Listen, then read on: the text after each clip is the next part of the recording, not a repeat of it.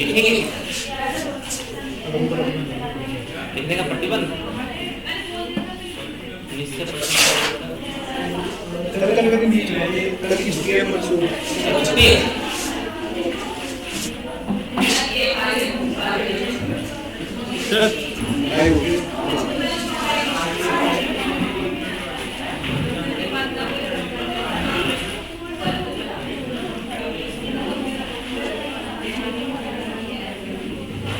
हाँ जी, बातचीत खत्म हो जाए तो बता देना, ठीक है? जब आपकी बातचीत खत्म हो जाएगी तभी स्टार्ट होगी क्लास।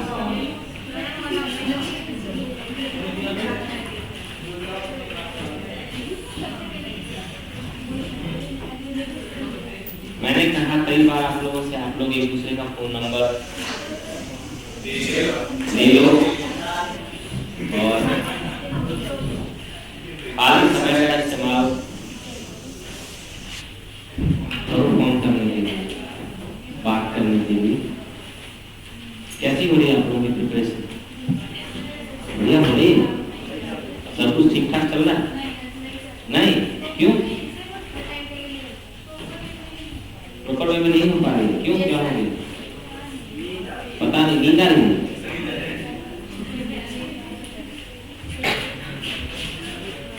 आपको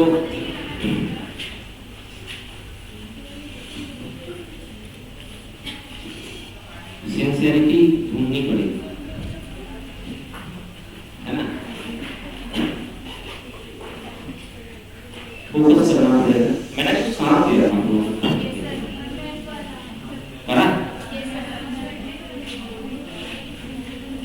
अपना नाम लिख के जरा कलेक्ट कर लो, नाम लिख डालो, देखो मैंने किसने किसने काम किया, कौन कौन सिंसियर लिखता है।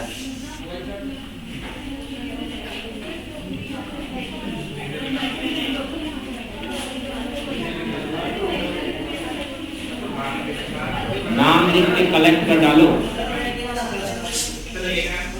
लेके नहीं आना था, लेके तो आना था, तो बनाने के लिए क्यों कहा? ठीक तो करूंगा मैं।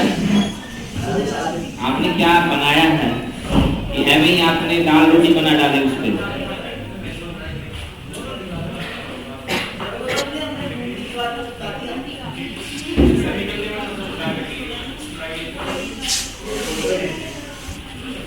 मुझे उम्मीद है कि सारे आ गए होंगे क्लास में। आ गए सब? बातचीत चल रही है?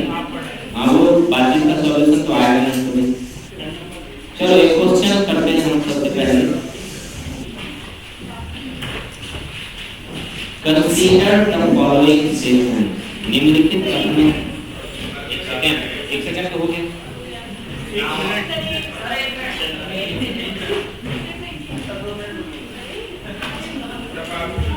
चलो मैं दिया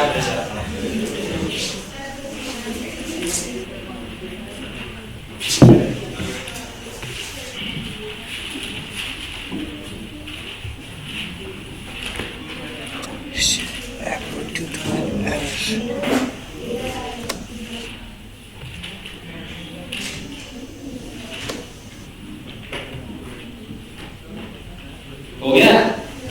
correct start.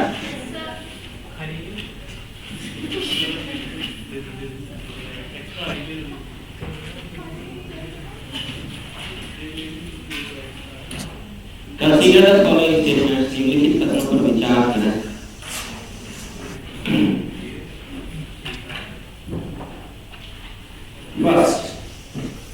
First,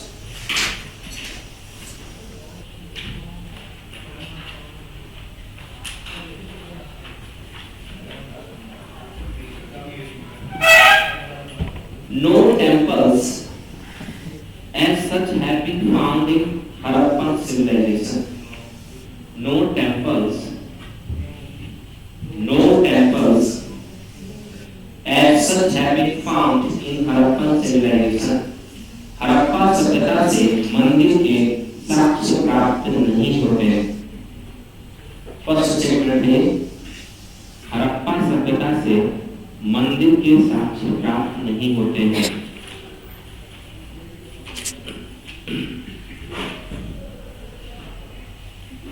second, Harappans were fearful of ghosts.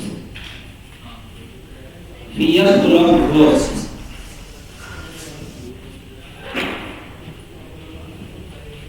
Harappa सभ्यता के लोग भूतों से डर में विश्वास करते थे। भूतों से डर में विश्वास करते थे।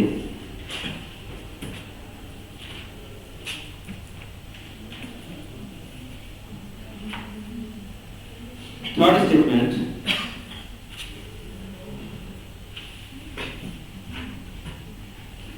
amulets have been found in large numbers. Amulets, A-M-U-L-E-T-S.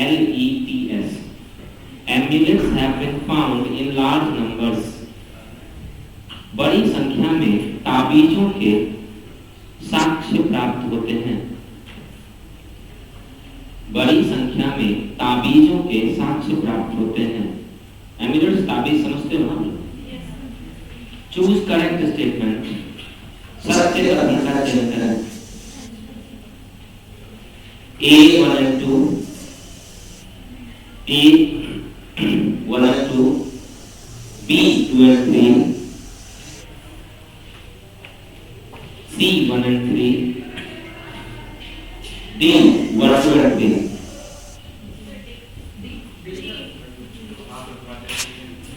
अभी मैं आप लोगों को सदियों से समझा रहा हूं।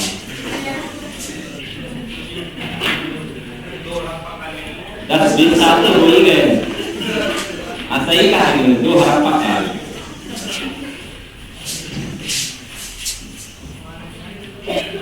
समझाते समझाते आपको 2 हड़प्पा काल बीत चुके हैं, फिर भी आप ऐसे बोल देते हो आंसर।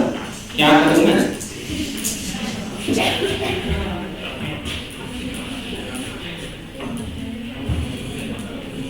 ए, मैंने आपको कहा था हैंड रेज करने के लिए। मैं ऑप्शन बोलूंगा, आपको हाथ उठाना।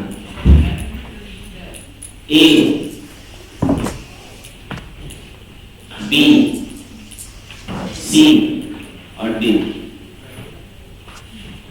कितने समझदार हैं इस क्लास में स्टूडेंट?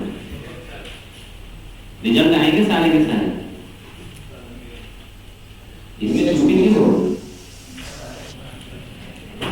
ठीक है, मैं इससे आपको समझा रहा हूँ। बहुत ज्यादा कुछ बीच में आंसर करना और ये और नुकसानदेह हो सकता है आपके लिए। तो एक दूसरा क्वेश्चन करते हैं। इसका आंसर नहीं है, कारण में वहां से सही सारी चीजें मिली। मंदिर का कोई साक्ष्य नहीं था। हड़प्पा सभ्यता के लोग भूतों में विश्वास करते थे और वो भूतों से बचने के लिए या इस भूत से बचने के लिए ताबीजों का इस्तेमाल करते थे। सेकंड क्वेश्चन, सेकंड, भूत, घोस्ट, भूत, चुड़ैल,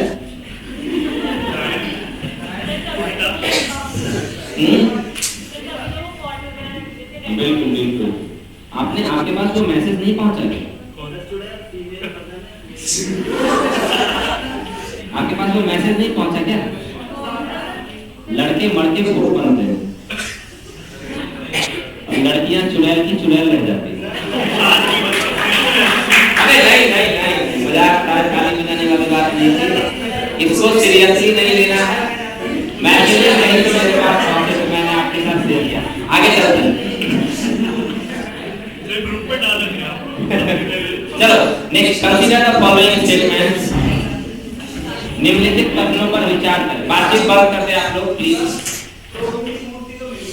अभी हम पहुंचेंगे, अभी हमने रिलीजन डिस्कस नहीं किया। अभी हम रिलीजन डिस्कस करेंगे, तो थोड़ा वेट कर लेते हैं। अभी तो हम क्वेश्चन कर रहे हैं।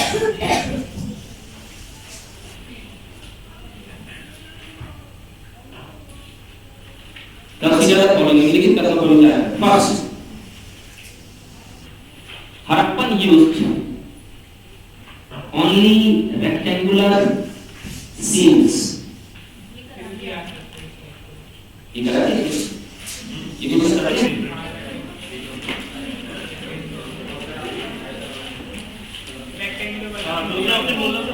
चलो दूसरा कोई नहीं क्वेश्चन मैं अरे बनाता हूं क्वेश्चन है ना वो चीजें मिस हो जाती है दूसरा चलो इसी में फर्स्ट स्टेटमेंट का चेंज करके लिखते हैं in weight W E I T H T 16 and its multiples in weight 16 and its multiples were used वजन में 16 तथा उसके गुणक का इस्तेमाल किया जाता था वजन में 16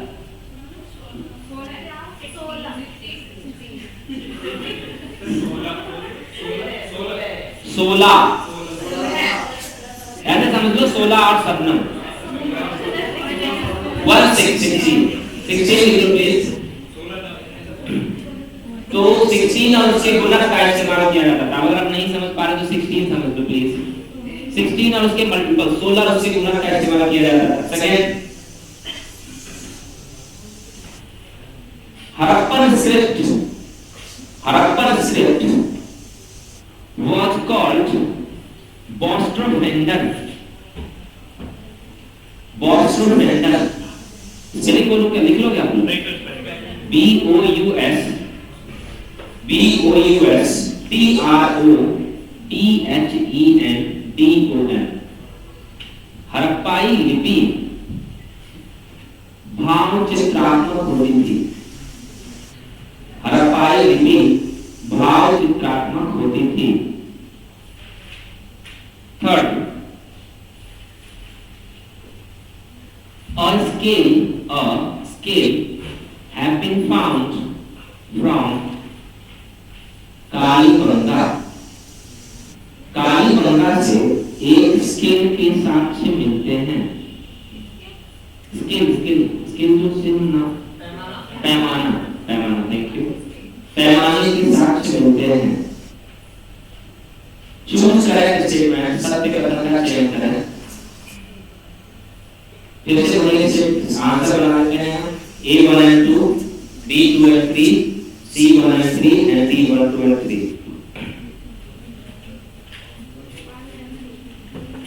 आप लोग बीच में नहीं बोलोगे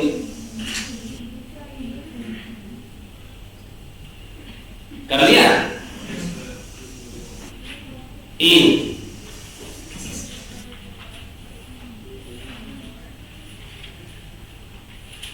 एक हाथ से हाथ उठाया एक हाथ से पैर को मुंह में रखा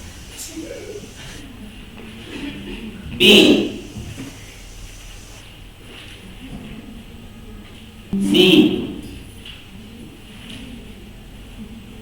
डी आज क्लास को देखकर ऐसा लगा फील हुआ आज पहली बार कि भारत में विविधता पाई जाती है डाइवर्सिटी इससे पहले नहीं समझ पाया मैं आज तक वैसे हड़प्पन सिविलाइजेशन में हमें लोथल से स्केल के एविडेंस मिले कालीबंगा से नहीं मिले इसलिए कालीबंगा में जो स्केल वाला ऑप्शन है वो रॉन्ग है बाकी जो दोनों स्टेटमेंट हैं वो सही है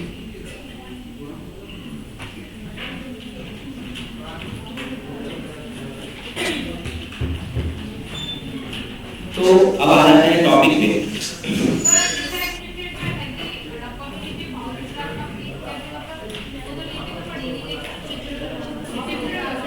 अब वो बोर्ड आज यूज है इसलिए मैं बना नहीं सकता हूँ लेकिन वो जो है ना वो सिंबल के रूप में लिपि हमने पढ़ी नहीं लेकिन मान लो कि आप लोग बातचीत अगर बंद कर दोगे तभी क्लास हो पाएगी नहीं तो दिक्कत हो जाती है ऐसे है ना वो जो स्क्रिप्ट है जो मिला है वहां से उसमें जो इन्होंने समझा अभी तक वो ये है कि इन्होंने हड़प्पन सिविलाइजेशन के लोगों ने जो लिखा है वो पिक्चर के फॉर्मेट में है ना वो पिक्चर के फॉर्मेट में है जो पिक्चर से उन्होंने जैसे आजकल आप फोन पे इमोजी यूज करते है ना इमोजी तो इमोजी से क्या होता है हमारी फीलिंग्स जो होती है या हम कुछ बोलना चाहते हैं शब्दों को ना लिखकर क्या करते हैं इमोजी बनाते हैं तो हो सकता है आप में से कोई आगे बहुत बड़ा इमोशन हो जाए हाँ व्हाट्सएप पे तो भेजते हैं तो आप में से कोई बहुत बड़ा इमोजियन हो जाए अगर आगे है ना कि हम अगर मैंने बना दिया अभी आप में से कोई मान लो ऐसा हो कि जिसको रात और दिन मैसेज करने का बहुत शौक हो और उसने एक्सपर्टाइज कर ली हो इमोजी पे, तो इमोजी हम कहें। ठीक है, चलो आ जाते हैं हम टॉपिक पे। हड़प्पन सिविलाइजेशन हम लोगों ने डिस्कस किया था, जैसे लास्ट से स्टार्ट किया था। तो अचानक जो डिस्कवरी हुई, उस डिस्कवरी से हमें ये बात पता चली कि भारत में आज से लगभग जब डिस्कवरी हुई तो 1900 समथिंग कुछ ऐसा था, है ना। तो 1900 और उधर 2500 लगभग, तो कितने हो गए? लगभग 4400। तो 4400 साल पहले, आज से 4400 साल पहले जब पूरी दुनिया गांव में रहती थी, तब इस जगह पर जो लोग थे वो शहर में रहते थे, है ना। उन्होंने शहर एस्टैब्लिश किए, शहर उन्होंने बसाए। फिर उसकी कई सारी स्टडी हुई, हमने कई सारी चीजों को पढ़ा समझा। हमने देखा कि हड़प्पन सिविलाइजेशन का जो एक्सटेंशन था वो जम्मू कश्मीर से लेकर और महाराष्ट्र तक, इधर मेरठ से लेकर वेस्ट में पाकिस्तान का बलूचिस्तान प्रोविंस है और नॉर्थ वेस्ट में अफगानिस्तान, उत्तर पश्चिम में अफगानिस्तान तक हड़प्पा सभ्यता का एक्सटेंशन था, विस्तार। हम लोगों ने जो टॉपिक भी किया था, मैंने आपको करने के लिए भी कहा था, कुछ टॉपिक आपने खुद भी किया, हमने किया था कौन से प्रोविंस में कौन सी साइट है और कौन सी साइट कौन सी रिवर के टाइप पे, ये आपको करना है। अगर आप इसे करोगे नहीं साथ साथ क्या होगा, एक ना एक दिन, अगर आप यूपीएससी की प्रिपरेशन कर रहे हो, एक ना एक दिन तो आपको करना पड़ेगा। उससे अच्छा है कि अभी कर रहा है ना, ताकि चीजें साथ साथ होती जाए। तो कौन सी रिवर के टाइप पे कौन सा साइट है, ये भी हमें साथ साथ देखना है। फिर हमने हड़प्पन सिविलाइजेशन की कैरेक्टरिस्टिक्स देखी थी। हड़प्पन सिविलाइजेशन की जो कैरेक्टरिस्टिक्स थी, विशेषता थी, वो थी उसकी टाउन प्लानिंग, है ना। शहर, जैसे अभी हमने डिस्कस किया, तो अर्बन सिविलाइजेशन है, टाउन प्लानिंग। अब टाउन प्लानिंग की बात करते हैं तो हम लोगों ने टाउन प्लानिंग में शहर देखा था कि वहाँ के शहर कैसे बने हुए, है ना, रोड के अंदर और रोड के बाहर क्या कंडीशन थी।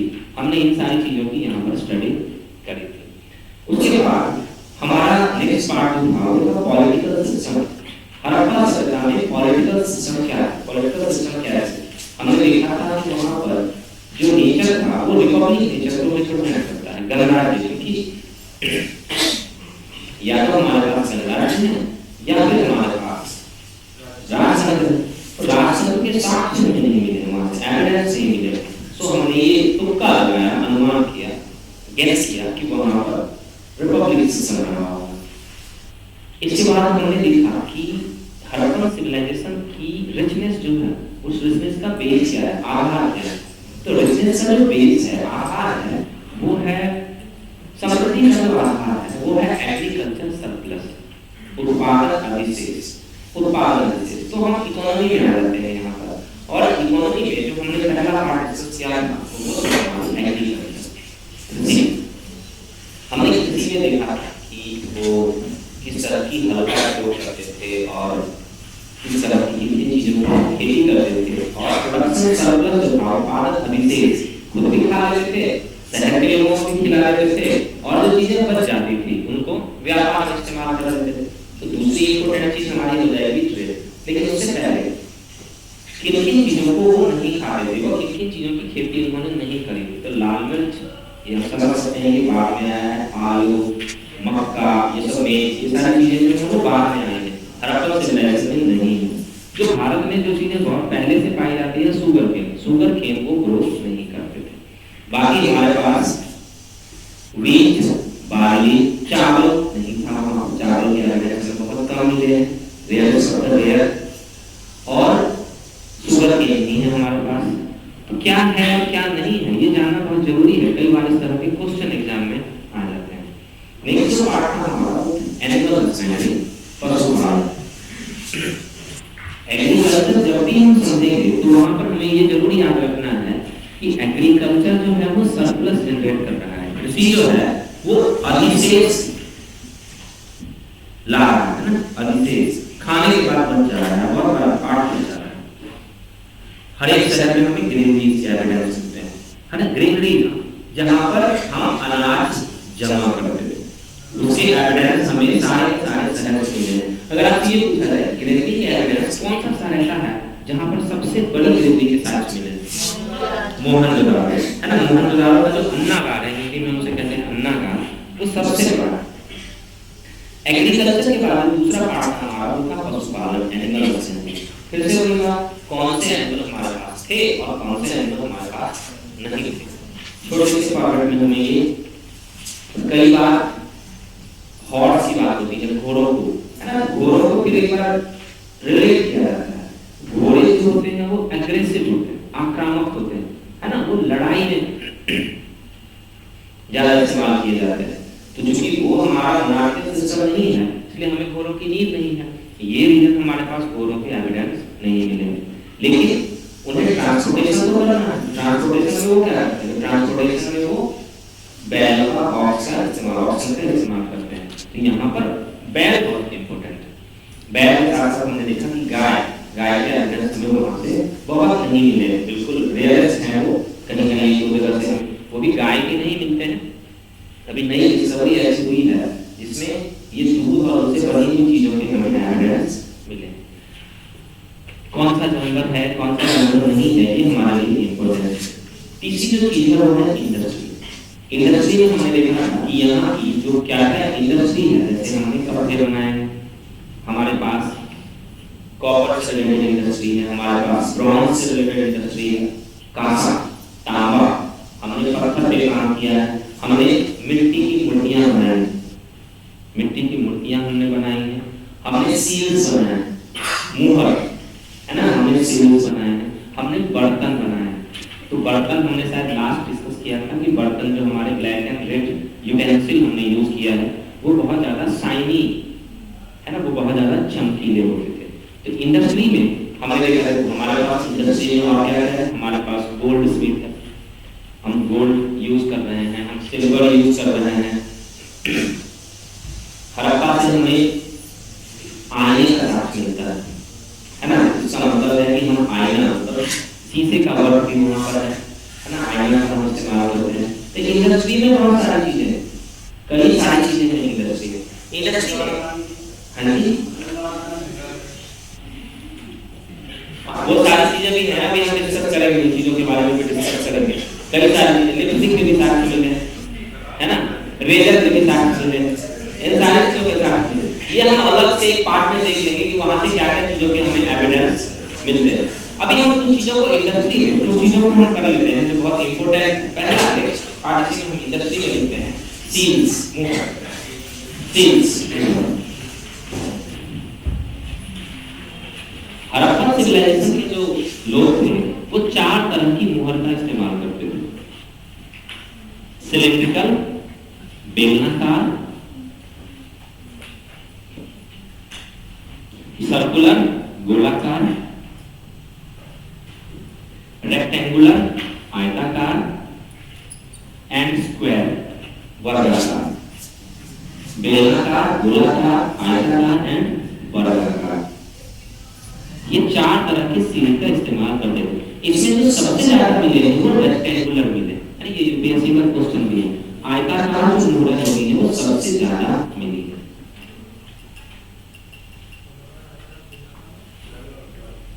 गोल, अब जो सील होती थी वो सील का इस्तेमाल क्या था, मुहर का क्या इस्तेमाल, क्या मुहर करेंसी के रूप में इस्तेमाल होती थी? नहीं, ध्यान रखना है हमें, मुहर जो है वो विनिमय करेंसी को क्या कहते हैं, मीडियम ऑफ एक्सचेंज, आपने इकोनॉमी में पढ़ा होगा।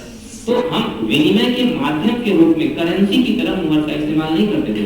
मुहर का इस्तेमाल क्या होता था? सिंबल के रूप में होता था, चिन्ह के रूप में, पहचान के रूप में। तो मुहरों का इस्तेमाल सिंबल के रूप में हो रहा है, पहचान के रूप में हो रहा है। मुहर पे क्या होता था, किसी एनिमल की पिक्चर बनी हुई होती थी, है ना, किसी एनिमल की पिक्चर बनी हुई होती थी, या लोटस एक मुहर मिली है जिस पर नाव की पिक्चर बनी हुई है, बोट, नाव। मोहनजोदारो से एक पिक्चर मिली है, सील मिली है जिस पर क्या मिला है, वो पशुपति शिव, पाशुपत शिव, पाशुपत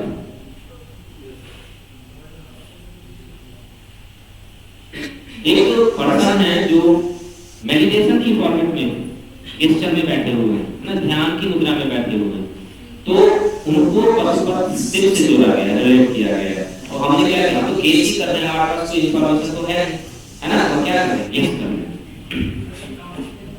मोहनजोदाड़ो से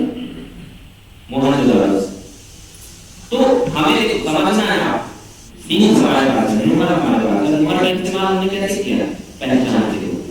मुहर कैसे हमारे पास होती थी, चार तरह की मुहर क्या कैसे पहचान में कैसे होता था, तो उस पर कुछ जानवरों की पिक्चर, मैक्सिमम क्या है, उस पर जानवरों की पिक्चर बनी हुई है, मैक्सिमम जानवरों की पिक्चर बनी हुई है।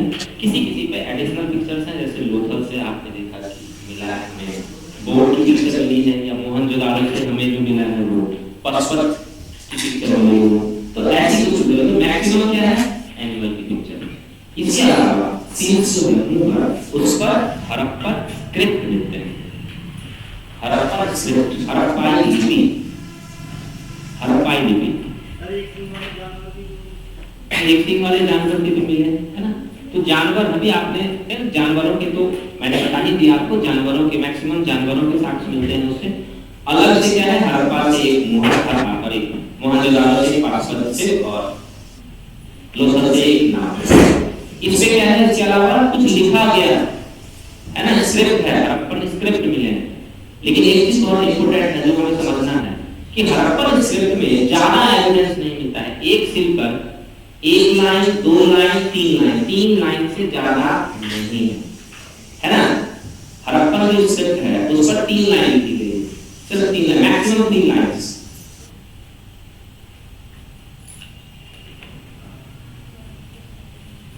तो बहुत इंपॉर्टेंट पार्ट है हमारे लिए सिल, जिससे कई बार एग्जाम में क्वेश्चन भी आए हुए हैं, सिल क्या है, कैसे है, कैसे इस्तेमाल किया जाता है, इस तरह की चीजें सिल के बारे में इंपॉर्टेंट है।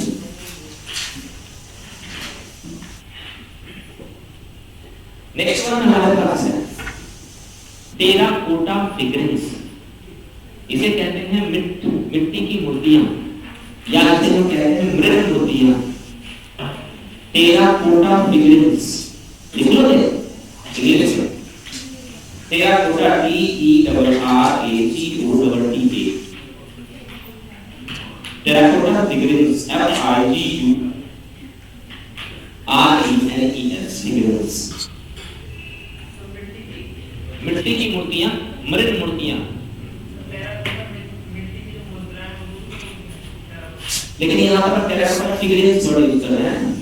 टेराकोटा फिगरिंग्स मतलब मूर्तियां, पर गांव में आज भी है ना मिट्टी की मूर्तियां मिलती हैं। तो क्या होती थी, आग में पकाई गई है ना मिट्टी की मूर्तियां। ये बहुत इंपॉर्टेंट पार्ट है मेरा, टेराकोटा फिगरिंग्स, फायर बेक्ड, मिट्टी की मूर्तियां जो आग में पकाई गई होती थी।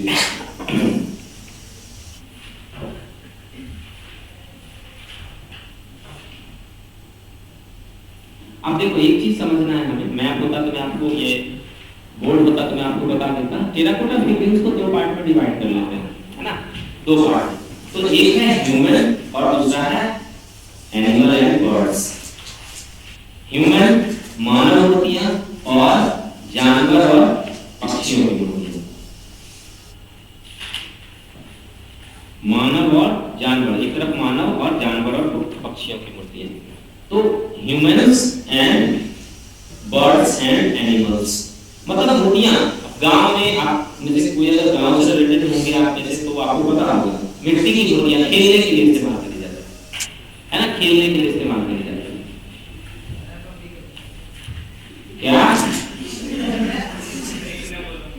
क्या अभी भी खेलने के लिए इस्तेमाल करते हैं? गांव में अभी करते हैं, सही बात है, मैं भी वही कह रहा हूँ कि गांव में अभी भी इस्तेमाल करते हैं। तो टेराकोटा फिगरिंग्स, तो ह्यूमन फिगरिंग्स मानव की मूर्तियां और जानवर और पक्षियों की मूर्तियां। जो जानवर की जहां पर मूर्तियां हमने लिखी, जहां पर हमने इंसानों की लिखा है, उसे 2 पार्ट में फिर से डिवाइड कर देंगे, male and female terracotta figurines. Male और फीमेल, पुरुष और स्त्री। ये ध्यान रखना है, जैसे यूपीएससी का क्वेश्चन है कि जो टेराकोटा ह्यूमन फिगरिंग्स मिलते हैं उनमें फीमेल फिगरिंग्स ज्यादा है, स्त्री मृण मूर्तियां ज्यादा हैं।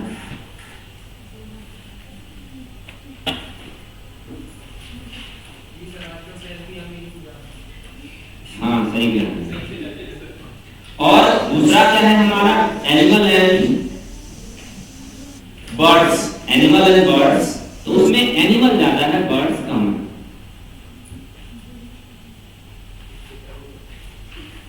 अगर आपसे ये पूछा जाता है यहाँ पर, अगर आप पीछे बैठ के क्लास को डिस्टर्ब करोगे तो मैं क्लास से घर दे दूंगा आपको। पीछे जो भी हैं आपको यहाँ पर क्लास के लिए आप आए हो और मैं बिल्कुल बेकार तरह से बच्चों को मैं बिल्कुल बर्दाश्त नहीं कर पाऊंगा।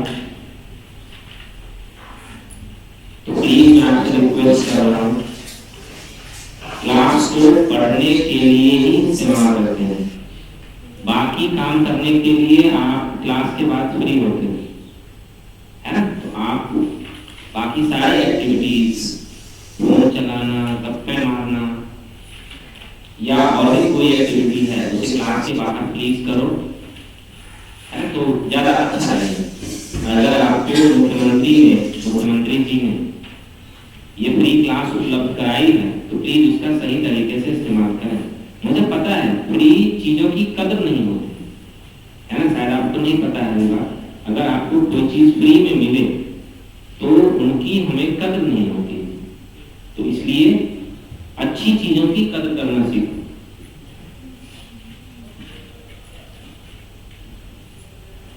अगर हम मिट्टी की मूर्तियों की बात करते हैं, मिट्टी की जो मूर्तियां हमारे पास हैं उनमें हम दो पार्ट में डिवाइड करते हैं, एक तो जानवर और पक्षियों की और दूसरा मनुष्यों की। ध्यान रखना दोनों में ज्यादा कौन है, तो जानवरों और पक्षियों की ज्यादा, एनिमल्स एंड बर्ड्स की मूर्तियां ज्यादा हैं in comparison to humans. Human को हमने दो पार्ट में डिवाइड कर लिया है, मेल और फीमेल। तो यहाँ पर मेल के कंपैरिजन में फीमेल की ज्यादा है। ये बहुत इंपॉर्टेंट पार्ट है, यहाँ पर समझना है कि इसी के आधार पर या ऐसे कुछ और फैक्ट हैं जिनके आधार पर हमने गेस किया कि हड़प्पन सिविलाइजेशन की जो सोसाइटी होगी वो मैट्रियार्किक सोसाइटी होगी, मातृसत्तात्मक समाज होगी, है ना। वो हम सोसाइटी में थोड़ा बहुत डिस्कस करेंगे। यहाँ पर मैंने बस आपको एक हिंट दे दिया है कि जो मृण मूर्तियां मिली हैं उसमें फीमेल फिगरिंग्स ज्यादा मिलती हैं, जिससे यह गेस किया गया है कि वहां पर मैट्रियार्किक या मातृसत्तात्मक समाज रहा होगा। ये तेरा जवाब है। ये सारे के सारे क्वेश्चन के फॉर्मेट में एक बहुत इंपॉर्टेंट पार्ट जो यूपीएससी ने क्वेश्चन के फॉर्मेट में पूछा है, ये जो दो वर्ड यूज किया गया है यहाँ पे, परिष्कृत और अपरिष्कृत, अनसोफिस्टिकेटेड एंड सोफिस्टिकेटेड। जो मिट्टी की मूर्तियां बनी होती थी वो बहुत ही सिंपल होती थी, है ना, बहुत ही सामान्य होती थी, मिट्टी पे बहुत ज्यादा वर्क नहीं होता था, बहुत ही सामान्य मूर्तियां बनी हुई होती थी। इसके जगह पर हमने पढ़ा है कि जो हमने कॉपर और जो ब्रॉन्ज की मूर्तियां बनाई, जैसे हमने डांसिंग कलर के बारे में पढ़ा है, वो बहुत अच्छी कलात्मक दृष्टिकोण से बहुत अच्छी होती है, आर्टिस्टिक वर्क के पॉइंट ऑफ व्यू से वो बहुत अच्छी है। ये यूपीएससी का क्वेश्चन जो मिट्टी की मूर्तियां हैं वो कलात्मक दृष्टिकोण से, आर्टिस्टिक नेचर से वो बहुत अच्छी नहीं है, वो बिल्कुल सिंपल है। लेकिन उसके कंपैरिजन में अगर कॉपर की बनाई गई है या अगर पत्थर की बनाई गई है या अगर ब्रॉन्ज की बनाई गई है तो वो आर्टिस्टिक दृष्टिकोण से, कलात्मक दृष्टिकोण से बहुत अच्छी क्वालिटी की है। इससे एक और बात पता चलती है कि ये जो मिट्टी की मूर्तियां बनाई गई हैं वो सामान्य लोगों के लिए बनाई गई है, कॉमन पीपल के लिए बनाई गई है।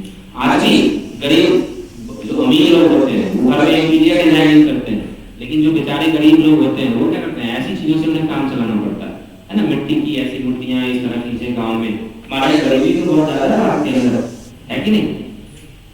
तो ये हमारा टेराकोटा क्लियर हो रहा है आप लोगों का। टेराकोटा हमने मिट्टी की मूर्तियां बनाई, ध्यान रखना है जो मिट्टी की मूर्तियां हमने बनाई उसमें हमने बना के आग में पकाया, आग में पकाया, धूप में नहीं सुखाया, ये ध्यान रखना। उसे हमने वो फायर बेक्ड, उसे हमने आग में पकाया।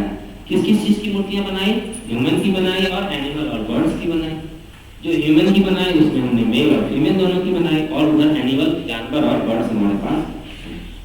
ये जो मिट्टी की मूर्तियां हैं वो कलात्मक दृष्टिकोण से, आर्टिस्टिक नेचर से वो अच्छी नहीं है, उतनी अच्छी नहीं है जितनी कॉपर, स्टोन एंड ब्रॉन्ज की। ठीक है, क्लियर? नेक्स्ट पार्ट जो है उसे हम कहते हैं वेट एंड मेजर्स।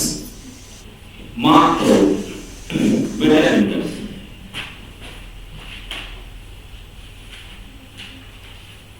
तो एक चीज हमें समझना है कि हड़प्पन सिविलाइजेशन में जो व्यापार है, जो ट्रेड है, वो बहुत ही अच्छे लेवल का है और व्यापार करने के लिए आपको वेट एंड मेजर्स का ज्ञान होना चाहिए, है ना, बिना उसके नहीं हो सकता।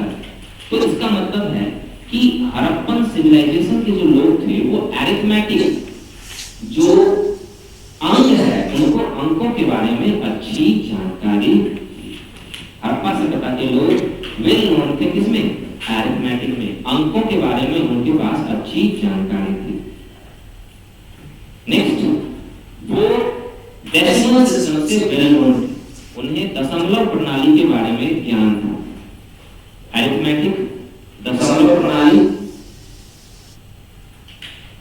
और वेट के रूप में वो 16 और उसके मल्टीपल्स का इस्तेमाल करते थे। वजन के रूप में वे 16 तथा उसके 16 और उसके मल्टीपल्स 16, 32, 48 इस तरह से इसके मल्टीपल्स का इस्तेमाल करते थे।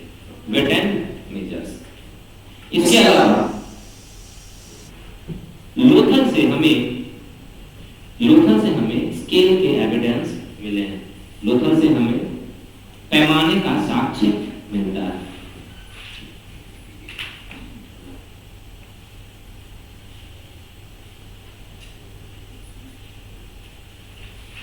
नेक्स्ट वन हमारा है ब्रिक्स मेकिंग, ब्रिक्स ईंट निर्माण।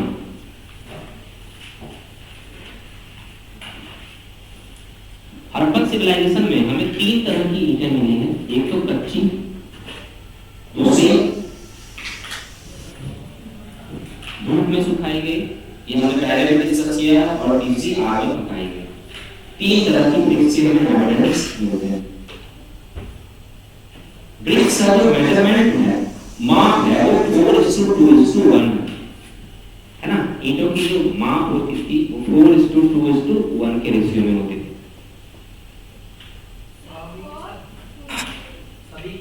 सभी पूरे हड़प्पन सिविलाइजेशन में। हाँ जी, क्या पूछ रहे हो? 4:2:1 4:2:1। हड़प्पन सिविलाइजेशन से रिलेटेड ये सारे के सारे क्वेश्चन के फॉर्मेट में क्वेश्चन आए हुए। हड़प्पा सभ्यता पूरे हड़प्पन सिविलाइजेशन में हर जगह से हमें इसी वजह से फिर से एक नई चीज यहाँ पर आती है। कभी-कभी असर्शन और रीजन के क्वेश्चन भी आ रहे हैं जहाँ। तो ये जो ईंट होती थी वो पूरे हड़प्पन सिविलाइजेशन में एक जैसी होती थी, या वेट एंड मेजर्स पूरे हड़प्पन सिविलाइजेशन में एक जैसा था, जो सेंट्रलाइजेशन को रिप्रेजेंट करता है, जो केंद्रीयकरण को बताता है कि कोई एक सेंटर है और पूरे एरिया को वहां से गवर्न किया जा रहा है, शासित किया जा रहा है। तभी तो इतनी सिमिलैरिटी, तभी तो इतनी समानताएं, ये बड़े एक्सपेंशन में, इस बड़े विस्तार में एक जैसी ईंटों का इस्तेमाल किया जा रहा है। 4:2:1। आप देख रहे हो, घर बने हुए हैं, नालियां बनी हुई हैं, सड़क बने हुए हैं, ये सारे के सारे ईंटों और पक्की ईंट के बने हुए हैं। हमें एक चीज ध्यान रखना है कि ये 3 तरह के ईंट, कच्ची, धूप में और आग में, सबसे ज्यादा कौन सी मिली? Fire bricks.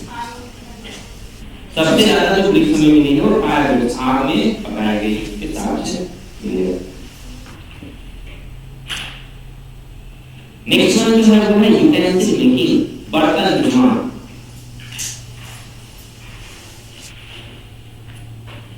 ये हमने पहले डिस्कस किया है, ये बहुत इंपॉर्टेंट इंडस्ट्री है बर्तन निर्माण, क्योंकि आप देख रहे हो तो सोसाइटी, सिविलाइज्ड सोसाइटी है, सबके समान है, वहाँ खाना बनाने के लिए और खाना खाने के लिए दोनों कामों के लिए बर्तन। लेकिन एक बहुत इंपॉर्टेंट चीज है यहाँ पर कि बर्तन, जो भी बर्तन हमारे पास मिले हैं वो सारे के सारे मिट्टी के बने हुए हैं, है ना। ऐसा नहीं है कि हमने कॉपर का बर्तन बनाया, हमने ब्रॉन्ज के बर्तन बनाए।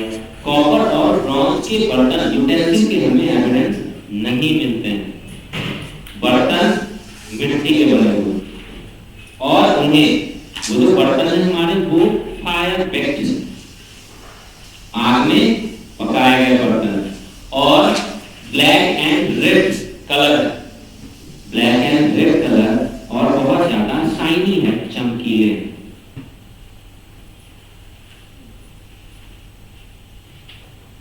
चमकीले।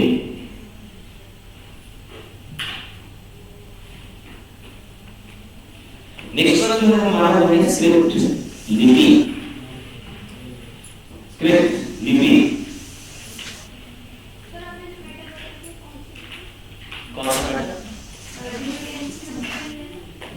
मैंने कहा आपसे कि मिट्टी के बर्तन मिले हैं, वहां पर तांबे के या कांसे के बर्तन नहीं मिले हैं, सिर्फ बर्तन मिट्टी के बने हैं, और मिट्टी के बर्तन जो है वो भी आग में उन्हें पकाया गया है।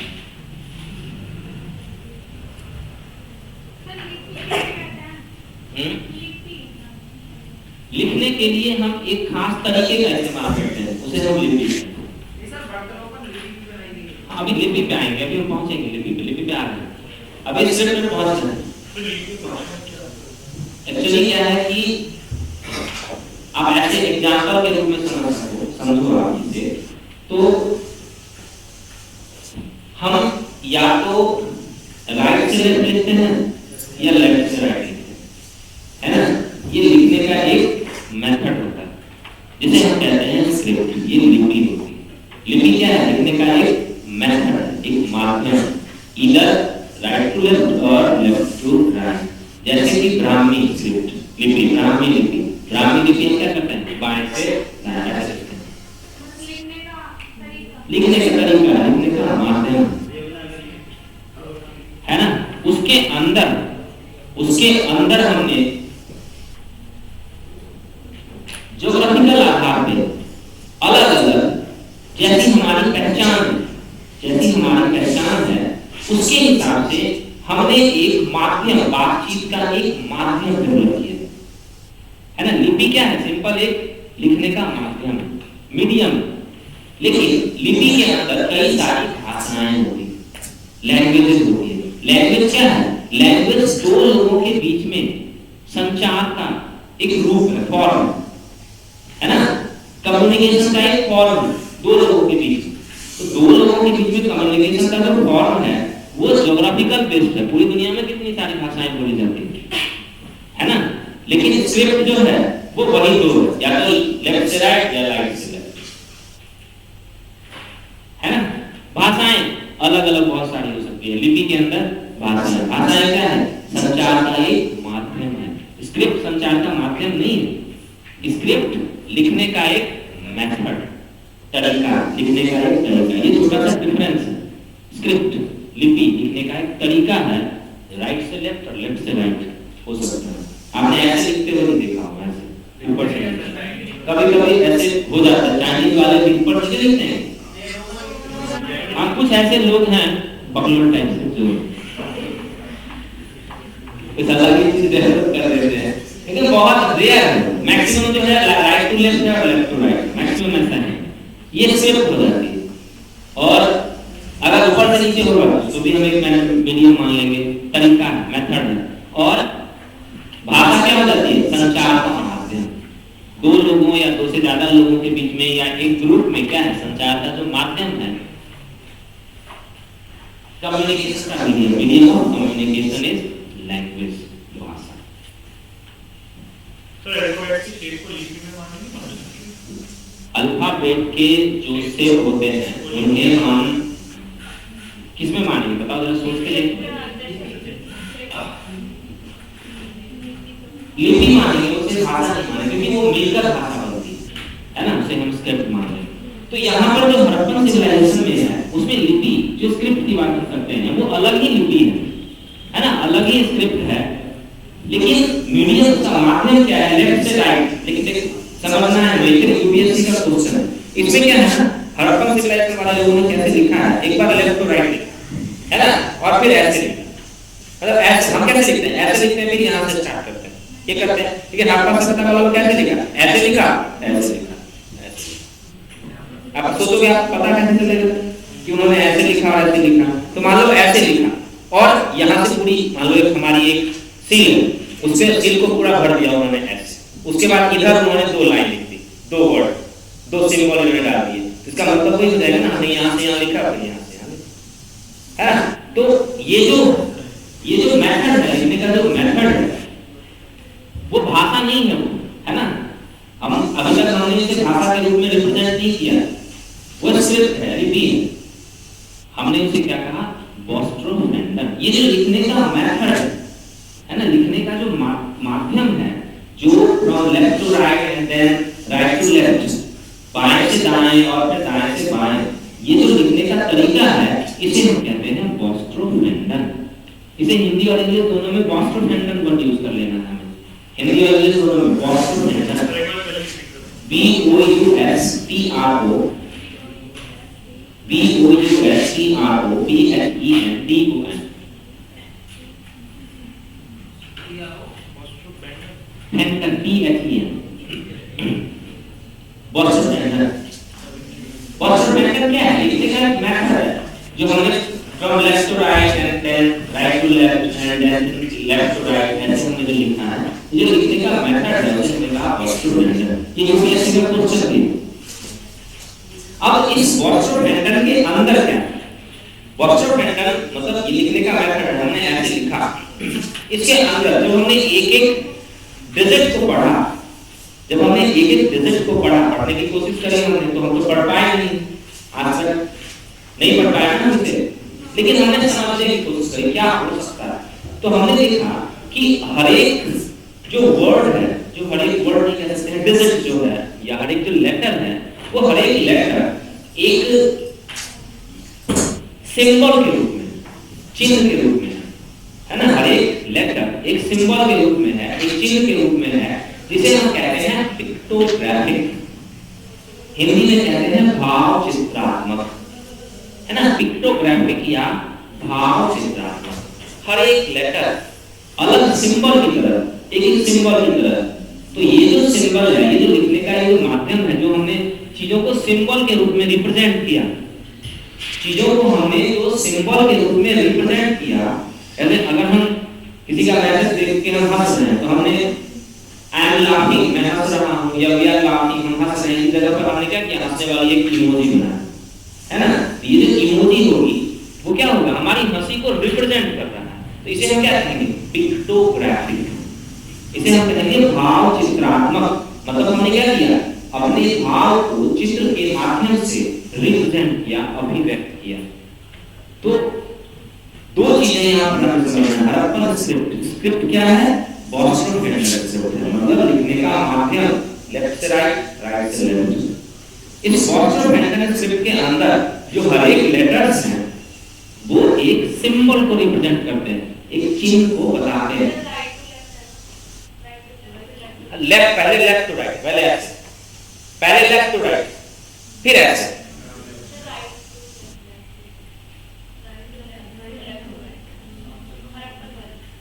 हरप्पन वाला क्या कह रहा, पहले राइट टू लेफ्ट नहीं, पहले लेफ्ट टू राइट, पहले लेफ्ट टू राइट है, फिर राइट टू लेफ्ट, पहले लेफ्ट टू राइट, पक्का पहले राइट टू लेफ्ट है और फिर लेफ्ट टू राइट। मतलब इधर से ऐसे लिखना, लेफ्ट टू राइट, पहले ऐसे फिर ऐसे। मैक्सिमम जो सीन्स मिली है हमें उसमें ऐसे ही लिखा हुआ, कुछ पे उल्टा भी है, ऐसा भी है, लेकिन मैक्सिमम की बात मैं कर रहा हूं। जो मैक्सिमम है वो इस फॉर्मेट में, left to right and right to left, boustrophedon and pictography, ठीक है। भाव चित्रात्मक। अब ये कहां से मिले हैं, तो आपको पता है ये सील्स, मुहर एंड बर्तन, यूटेंसिल, बर्तन से हमें मिले।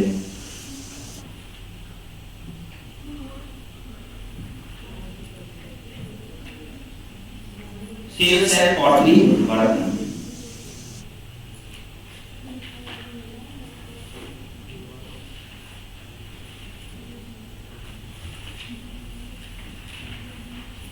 नेक्स्ट वन जो हमारे पास है सील्स, स्क्रिप्ट, तो ये हमारा इंडस्ट्री है ना। ये जो मैक्सिमम अभी तक हमने जो डिस्कस किया है वो है हमारी इंडस्ट्री से रिलेटेड। नेक्स्ट वन है ट्रेड एंड कॉमर्स, वाणिज्य और व्यापार। वाणिज्य और व्यापार, व्यापार ट्रेड की बात कर रहे हैं।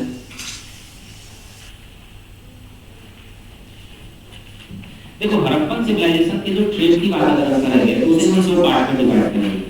एक तो इंटरनल ट्रेड हो जाएगा और दूसरा एक्सटर्नल ट्रेड हो जाएगा। आंतरिक व्यापार और बाह्य व्यापार। ट्रेड को हम दो पार्ट में डिवाइड कर लेते हैं, internal trade and external trade, आंतरिक व्यापार और बाह्य व्यापार। इंटरनल ट्रेड में क्या हो जाएगा? From village to city and from one city to another city. गांव से शहर की तरफ और एक शहर से दूसरे शहर की तरफ।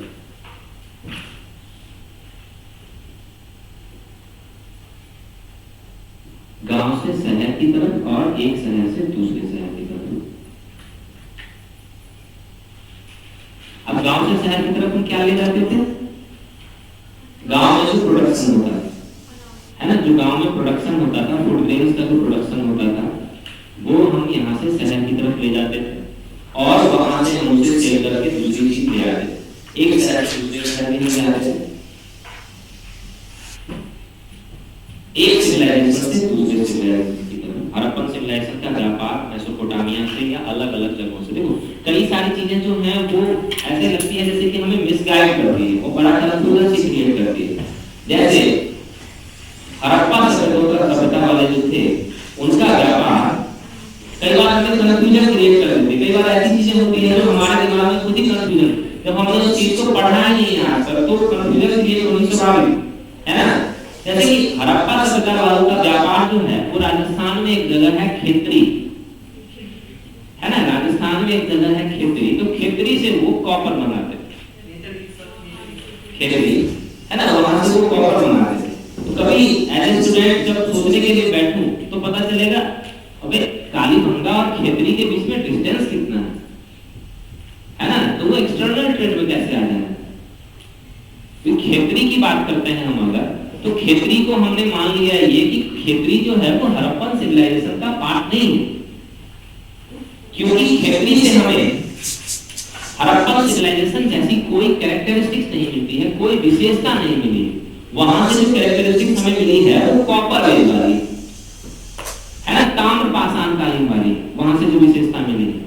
जबकि एक दूसरे के कंटेम्पररी है, इसलिए कई बार क्या होता है कंफ्यूजन सी क्रिएट हो जाती है। ऐसा लगता है कि पता नहीं क्या सही है क्या गलत है, लेकिन फिर भी हमें इतना ही मानना है कि हम यहाँ देखते हैं कि हड़प्पन सिविलाइजेशन से रिलेटेड दो तरह के व्यापार हैं, इंटरनल में गांव से शहर की तरफ और एक शहर से दूसरे वन सिटी टू अनदर।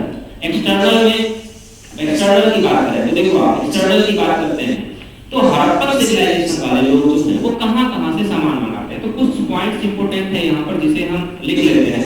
एक तरफ लिख लेते हैं प्लेस और दूसरी तरफ लिख लेते हैं कमोडिटी, स्थल और वस्तुएं।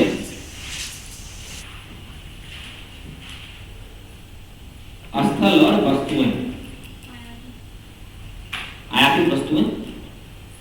तो जहां पर प्लेस आपने लिखा है वहां पर सबसे पहला लिख लो खेतरी, KHETRI, खेतरी।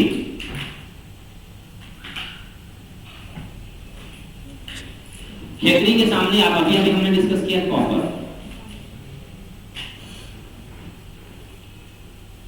दूसरा लिख लो आप कोलार, कोलार भारत का एकमात्र गोल्ड माइन जो बंद हो चुका है। हमारे कुछ भी दिखा रहे हैं कोलार से गोल्ड।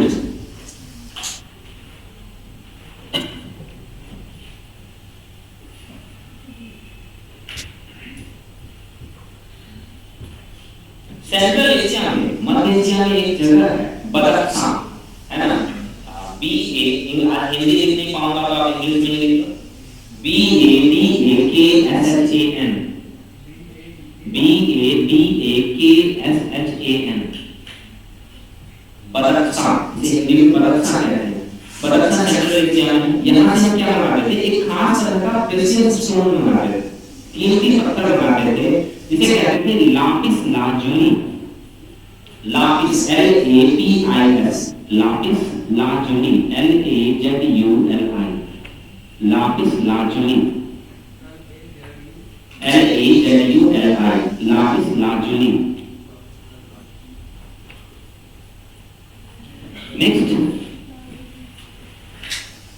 सेंट्रल एशिया में ही एक जगह है उसे हम कहते हैं खुरासान, KHORASAN, खुरासान। एक और खास अलग तरह का कीमती पत्थर होता है जिसे हम कहते हैं टॉर्क्वाइज, TURQUOISE।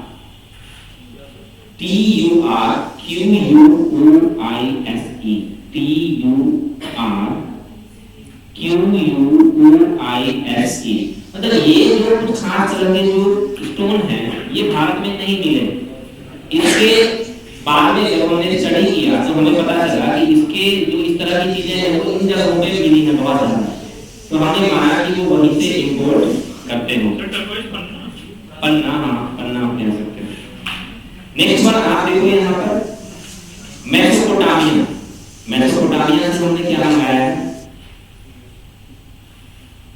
तो फिर से एक प्रेशियस स्टोन है जिसे हम कहते हैं लाजवर्थ मनी, LAJVART, लाजवर्थ। कार्नेलियन, लाजवर्थ मनी, इसे इंग्लिश में कार्नेलियन भी लिख सकते हो, KARNELIAN, कार्नेलियन।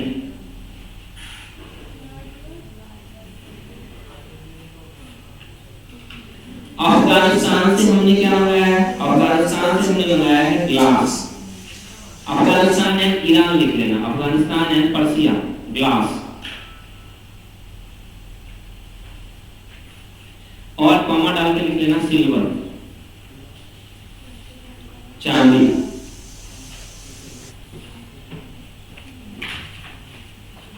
ये कुछ अलग अलग जगह से हमने अलग अलग चीजें मंगवाई। अब एक लाइन लिखना है हमें, बहुत इंपॉर्टेंट है, जो क्वेश्चन में पूछा गया है।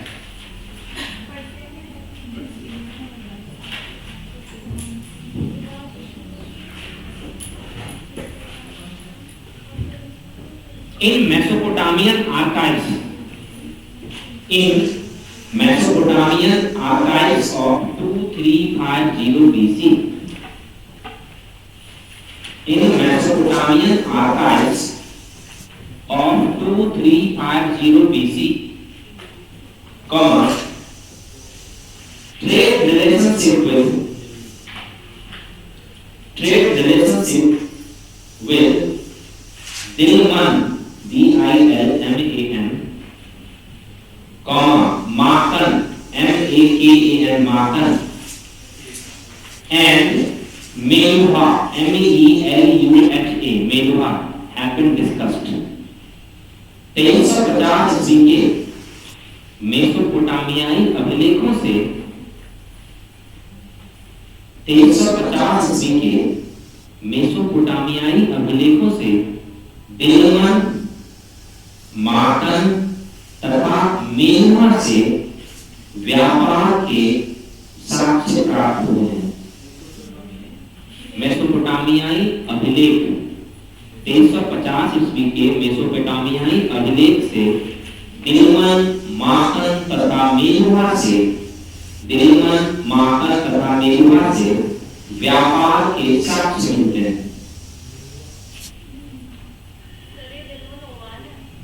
मैं पूरा आपको सारी चीजें लिखवा देता हूँ, सारी चीजें लिखवा देता हूँ, चिंता मत करो, अभी बता देता हूँ।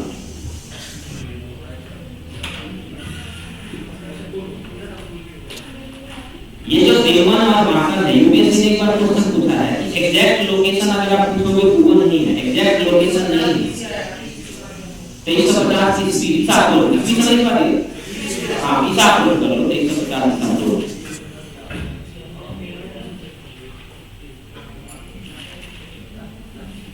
ये एग्जैक्ट लोकेशन इसकी पता नहीं चल पाई है कि दिलमन और माकन कहाँ है, लेकिन Dilmun and Makan is situated between Indus valley and Mesopotamia. इसके बीच में जो रेड सी वाला एरिया है वहीं पे कहीं ये साइट, तो Dilmun and Makan was in between Mesopotamia and Sindh.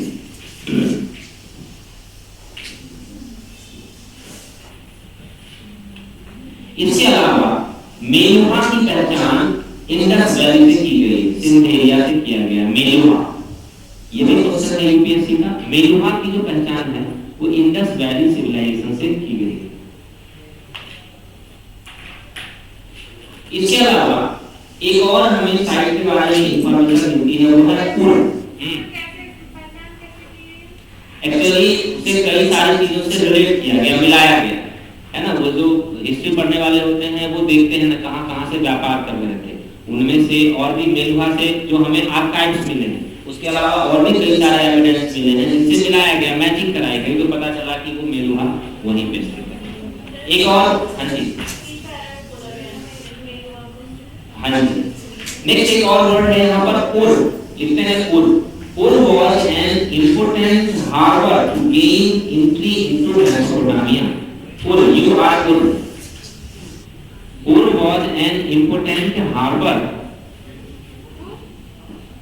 पूर्व नहीं, पूर्व, you are। पूर्व was an important harbor to gain entry into Mesopotamia। पूर्व मेसोपोटामिया में पहुंचने का एक प्रवेश द्वार था। पूर्व मेसोपोटामिया में पहुंचने का एक प्रवेश द्वार था जो बंदरगाह था।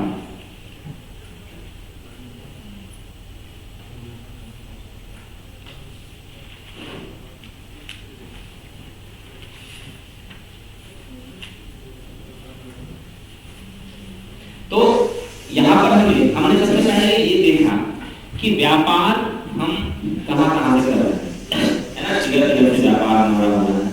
तो हमारे पास जो कंटेम्पररी सिविलाइजेशन है, मेसोपोटामियन एंड इजिप्शियन सिविलाइजेशन, यहाँ से हमें व्यापार के एविडेंस मिलते हैं। हमने यहाँ से व्यापार किया, इंटरनल ट्रेड किया हमने यहाँ पर।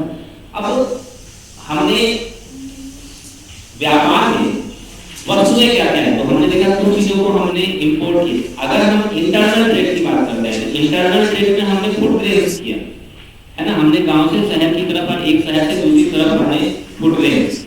लेकिन हम यहाँ से एक्सपोर्ट क्या कर रहे हैं, है ना, एक्सपोर्ट क्या कर रहे हैं। एक्सपोर्ट में कौन कौन सी चीजें हो जाएगी, तो हमें यहाँ से कुछ हम सेमी प्रीशियस स्टोन्स और कीमती पत्थर, हमने क्या व्यापार में क्या हमने निर्यात किया है। क्योंकि सबसे ज्यादा समझने वाली बात यहाँ पर ये है कि जो ट्रेड सरप्लस है वो in favour of Indus valley people. समझ रहे हैं इस चीज को आप। व्यापार जब हम कर रहे हैं, जब हम व्यापार कर रहे हैं, तो हमने देखा कि हमारे शहर बड़े डेवलप, तो भाई ऐसे शहर डेवलप हुए क्यों।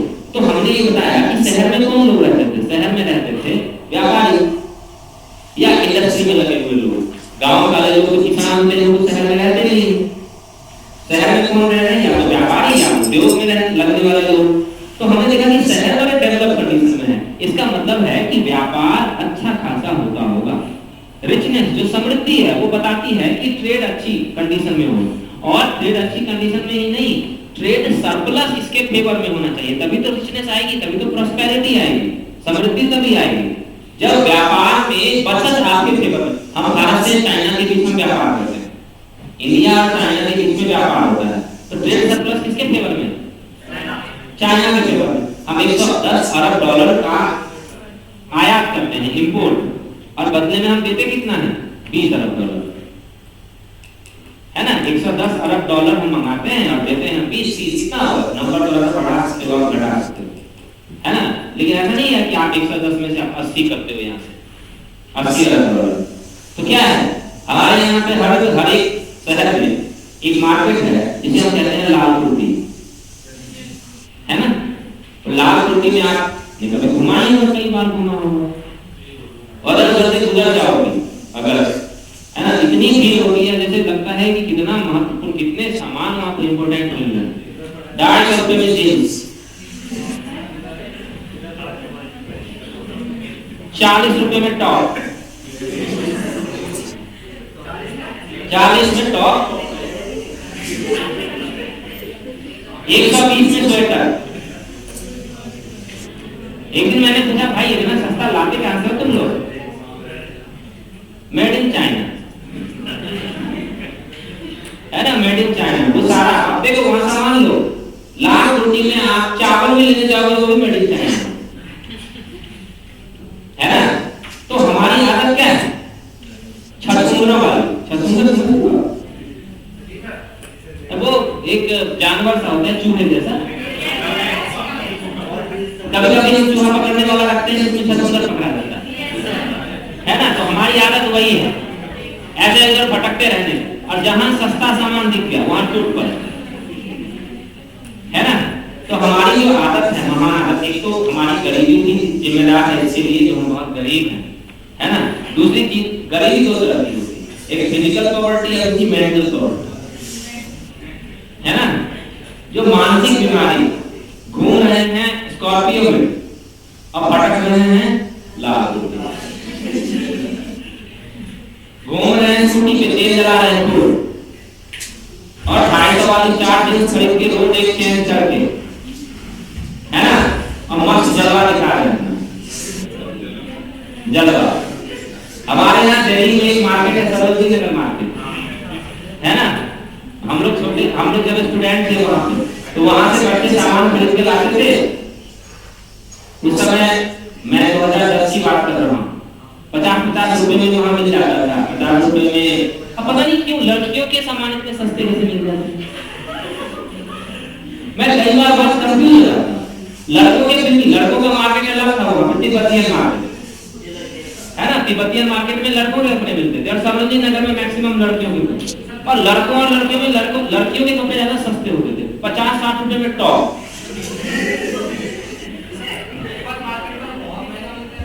अब महंगा हो गया, उस समय 2-2.5 में जींस कहां था। हाँ, मिलती है कई बार। तो सबसे मस्त तो कहानी होती थी, वहां से जींस खरीद के और वहां से टॉप खरीद के लाते थे, और मगर शायद हमने सिटी से परचेज किया है, कनॉट प्लेस से, है ना। और लड़के जो होते थे वो हमने भी सिटी से परचेज किया, लाते थे उधर से हम लोग, है ना। स्टैंड लाइन में हम लोग गरीब होते हैं बहुत, आप लोग भी फील करते हो। 1-2 बच्चों को छोड़कर जो बहुत, जिनके पास करोड़ों की प्रॉपर्टी होती है उनको छोड़कर हम मैक्सिमम गरीब ही होते हैं स्टैंड लाइन में, लेकिन शौक तो बड़े होते हैं, है ना। हर दिन एक पहनना है जींस, एक टॉप पहनना है, तो लाएंगे उधर से खरीद के। तो अबे एक कहने की बात बस कहना ये चाह रहा था कि हमने क्या किया, सस्ता खरीदने के चक्कर में हमने क्या किया, चाइना को अमीर बना दिया। कुछ तो हमारी मजबूरी है कि हम कुछ चीजों का प्रोडक्शन नहीं कर पाते हैं, जिसे हमें चाइना से इंपोर्ट करना पड़ता है ना। जैसे वो चिप आती है, आपने सुना होगा चिप की आजकल बहुत क्राइसिस हो गई है, करंट में आपने पढ़ा होगा या पढ़ोगे। ऐसे कई सारी चीजें ऐसी होती है चाइना में जो मिल जाती है बड़ी आसानी से, तो हम उसे मंगा लेते हैं। और कुछ तो हमारे यहाँ सबसे बड़ी प्रॉब्लम पता है क्या है, सरकारी नौकरी की चाहत। ये जो सरकारी नौकरी की चाहत है ना, वो इनोवेशन नहीं आने देता, है ना, इनोवेशन।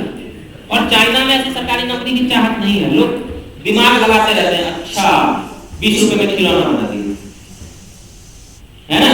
खिलौने का सबसे बड़ा बाजार चाइना, सबसे बड़ा दुनिया में एक्सपोर्टर खिलौने का, जो आप मार्केट में खरीदते हो खिलौना, आप देखिए मेड इन चाइना, सबसे बड़ा मार्केट, सबसे बड़ा एक्सपोर्टर चाइना। इलेक्ट्रॉनिक्स में तो खैर है ही। तो मैटर क्या है कि सरप्लस उसके फेवर में, अभिशेष, ये एक बहुत बड़ा रीजन होता है अमीरी का। व्यापार में 2 रुपए का बोतल बनाया आपने, जाके बेच दिया 20 रुपए, 18 रुपए आपके फेवर में। ये चीज भारत में भी हमेशा से थी।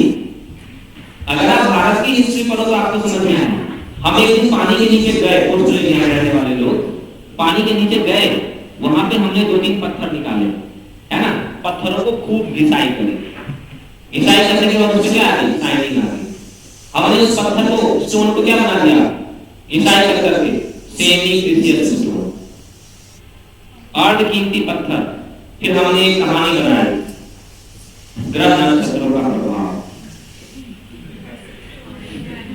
है ना। ये बहुत सारे लोग घूमते रहते हैं टीका लगा के, आप पे शुक्र का प्रकोप है, शनि का प्रकोप है, आप ये पत्थर निगल लो। अरे वही बात, मैं ये सिर्फ कहना, एनसीआर हिस्ट्री हम पढ़ेंगे, उस समय हम लोग डिस्कस करेंगे, ये हिस्ट्री का पार्ट है। बीच में थोड़ा बहुत मैं मजाक ऐसे कर देता हूं। हमने आप आप देखो एक चीज बहुत इंपॉर्टेंट है, समझने वाली बात है ना, हमारा विश्वास वाली बात कि अगर हमने विश्वास कर लिया तो हमने पत्थरों को भगवान बना दिया, है ना। आस्था तो है ही, और विश्वास नहीं किया तो बहुत सारे लोग भारत में भगवान को नहीं भी मानने वाले लोग, दोनों तरह की बातें हो जाती है। तो आप एंशिएंट हिस्ट्री में, पूरी की पूरी एंशिएंट हिस्ट्री में आप देखोगे जो ट्रेड सरप्लस है, जो व्यापार अधिशेष है, वो हड़प्पा सभ्यता या पूरे भारत के फेवर में रहा। हमने ऐसी चीजें कई सारी बनाई है जिसकी दुनिया में बहुत सारी डिमांड है, बहुत डिमांड है ना। हमारे कपड़े पूरी दुनिया में बहुत डिमांड, भारत क्यों था गोल्डन बॉर्डर? ट्रेड सरप्लस की वजह से, व्यापार अधिशेष की वजह से हमने पूरी दुनिया को सूती के कपड़े बेच डाले, है ना, रेशम के कपड़े बेच डाले, और बेचने के लिए पता है क्या, हाथी हमारे पास बहुत है, हाथियों को मारा, दांत निकाला, बेच दिया, है ना। हमने क्या किया, वो पानी के अंदर गए, पत्थर निकाले, सीमेंट सिस्टम के नाम से बेच दिए। हमारे पास कुछ अच्छी चीजें होती हैं, मसाले, मसाला लिया, निकाला, बनाया, बेच डाला, है ना। तो इन सब चीजों की बहुत डिमांड पूरी दुनिया में। बात हम यहाँ पर हड़प्पन सिविलाइजेशन की बात करें तो अगर आपसे ये क्वेश्चन पूछा जाता है कि हड़प्पन सिविलाइजेशन के लोग क्या एक्सपोर्ट करते थे, और वहां पर आपसे 5 ऑप्शन डाल दे, 1 2 3 4 5, और 5वां ऑप्शन आ जाए वहां पर मसाले, स्पाइसेस, है ना। तो ध्यान रखना है हमें कि मसाले जो होते हैं वो साउथ इंडिया में होते हैं, होता है प्रोडक्शन। नॉर्थ इंडिया में मसालों का प्रोडक्शन नहीं होता, है ना। इसलिए कभी ऐसा आ जाए अगर, तो वहां पर ऐसा सही लगा के और फिर ताली बजाते हुए नहीं आना है। हाँ, मुंह कैसा बनाना है आपको पता है ना। तो व्यापार की वस्तुएं क्या क्या हो सकती है? तो व्यापार में अगर हम इंटरनल ट्रेड करते हैं तो इंटरनल ट्रेड में जो हम फुटवेयर जो भी हम करते हैं वो, और अगर एक्सटर्नल ट्रेड करते हैं तो हम मंगाते क्या है। अब एक चीज और यहाँ पर बहुत इंपॉर्टेंट है जो समझना है, व्यापार में भारत ने मीडिएटर का रोल प्ले किया, मध्यस्थ की भूमिका निभाई। क्या किया हमने? अभी भी हम क्या करते हैं, अफ्रीका से डायमंड मंगाते हैं बड़ी मात्रा में, और हमारे यहाँ क्या है, ह्यूमन रिसोर्स बहुत ज्यादा है, ह्यूमन रिसोर्स। अब ह्यूमन रिसोर्स को क्या करते हैं, डायमंड को तोड़ के बड़ा सा मंगा लिया, इतना बड़ा, तोड़ के इतना छोटा छोटा बना दिया, है ना, इतना छोटा छोटा। आपके अंगूठियों में रिंग्स में कितना इतना छोटा लगा होता है ना। उसको घिसाई करना है हाथों से, मशीन से। हमारे पास ह्यूमन रिसोर्स बहुत ज्यादा है, लोगों को लगा दिया काम पे, चल भाई घिसाई कर मशीन, है ना। वो घिसने के बाद उसमें शाइनिंग आ गई तो हमने क्या किया, 100 रुपए का डायमंड मंगाया और उस डायमंड को तोड़ के 1 लाख में बेच दिया। डायमंड के व्यापारी बहुत अमीर हो गए, है ना। सूरत में डायमंड के व्यापारी हैं जिन्होंने अपने सारे एम्प्लॉय को हर साल दिवाली पे खुश होकर कभी घर दे डाला, कभी सारे एम्प्लॉय को कार्ड दे डाला, है ना, पता चला सबको देते रहते हैं। तो हड़प्पन सिविलाइजेशन में हम ज्यादा जो हमने प्रॉफिट अर्न किया है वो मीडिएटर का रोल प्ले करके। हमने क्या किया, हमने कोई चीज मंगाया और मंगाने के बाद हमने उसका रॉ मटेरियल के रूप में, कच्चे माल के रूप में इस्तेमाल किया। सब कॉन्सेप्चुअल पार्ट है, कभी भी आपके एग्जाम में पूछा जा सकता है। मीडिएटर का रोल प्ले करना, तो हमने मध्यवर्ती की भूमिका निभाई। हमने कोई चीज बाहर से मंगाया, उसे हमने दूसरे फॉर्मेट में कन्वर्ट किया और फिर हमने ले जाकर उसी को बेच दिया। ले, है ना। टाइम है हमारे पास कि खत्म हो चुका है? आधा घंटा। बच्चे बैग पैक करने से मैं कंफ्यूज हो गया कि कहीं टाइम तो खत्म ना हो जाए। तो हड़प्पन सिविलाइजेशन में जो ट्रेड सरप्लस है, ध्यान रखना है, जो ट्रेड सरप्लस है वो भारत के हड़प्पन सिविलाइजेशन के फेवर में है। हमने मीडिएटर का रोल प्ले किया, मध्यवर्ती की भूमिका निभाई। हमने किन चीजों का एक्सपोर्ट किया, किन चीजों को हमने निर्यात किया, ये जानना हमारे लिए बहुत जरूरी है। मीडियम ऑफ एक्सचेंज, व्यापार का माध्यम क्या है? वस्तु विनिमय प्रणाली, बार्टर सिस्टम। हमें हड़प्पन सिविलाइजेशन से किसी तरह के कॉइन के साक्ष्य नहीं मिलते हैं। सो व्यापार क्या है हमारा? बार्टर सिस्टम, वस्तु विनिमय प्रणाली। ट्रांसपोर्टेशन के रूप में, यातायात के साधन के रूप में क्या इस्तेमाल करते हैं? बुलक कार्ट, बैलगाड़ी, और वो तो तभी मैं समझा रहा था, मैंने कहा अभी इसने क्वेश्चन क्यों नहीं पूछा अभी तक। मैंने तभी समझाया था जब मैं मुहर सील डिस्कस कर रहा था, तभी मैंने आपको बताया था कि मुहर पॉइंट नहीं है। मुहर क्या है?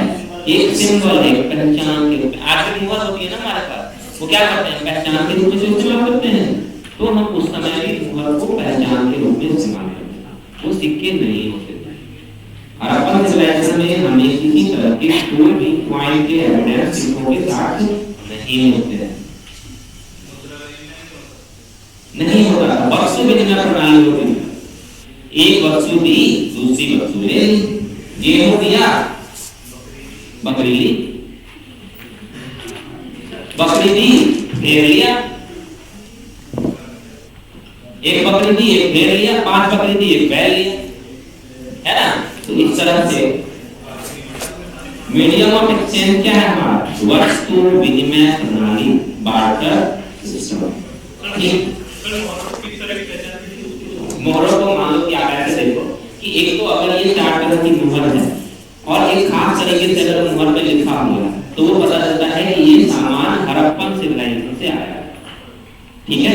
दूसरी चीज है कि ट्रेड ग्रुप्स, मान लो कि इस रूम में बैठने वाले लोग अलग ग्रुप हैं, उनकी एक खास तरह की मुहर होती है ना। जब यहाँ से सामान यहाँ जाएगा तो उस मुहर का इस्तेमाल होगा।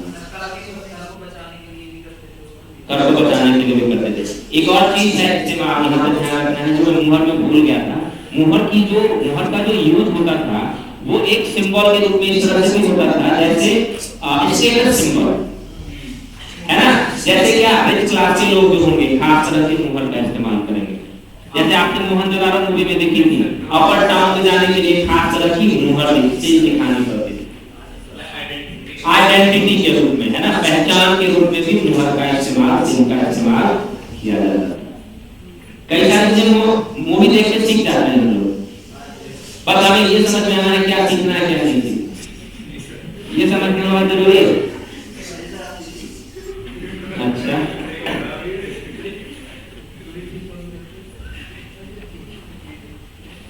ये हमारा था हड़प्पन सिविलाइजेशन का इकोनॉमिक सिस्टम, हड़प्पन सभ्यता की आर्थिक व्यवस्था, जिसमें हम इन सारी चीजों को डिस्कस किया।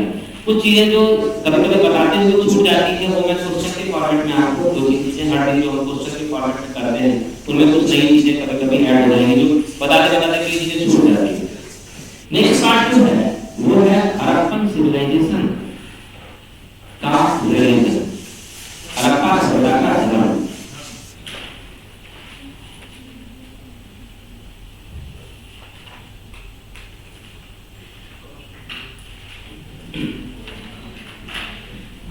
दो तीन चीजें समझना है हमें हड़प्पन सभ्यता के धर्म में। पहला, मंदिर का कोई साक्ष्य नहीं मिला, मंदिर का कोई साक्ष्य नहीं है। आपने से किसी ने क्वेश्चन पूछा था प्रिस्ट के बारे में, मैंने प्रिस्ट के हमें एविडेंस तो मिले हैं, लेकिन हमें अभी तक मंदिर जैसी कोई संरचना नहीं मिली, है ना। जबकि एक छोटी चीज यहाँ पर समझना है कि हमें कालीबंगा से फायर अल्टर के एविडेंस मिले, है ना। फायर अल्टर जिसे आप अग्नि वेदिका कहते हैं, कालीबंगा से हमें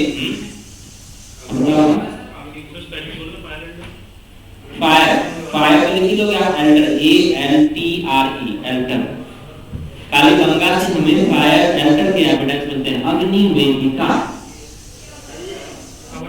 हवन कुंड आप लिख सकते हो, कालीबंगा से, है ना। लोथल से भी इस तरह के, लोथल भी हम थोड़ा सा कंफ्यूजन है लोथल में, तो लोथल लिख डालो, लिख लो लोथल। हाँ जी, मोहनजोदारो को करेंगे, करना है हम, करना है। नेक्स्ट वन लिखो आप, लोथल भी लिख देना, लोथल से भी हमें एक ऐसी संरचना मिली है, तो वो भी लिख डालो आप।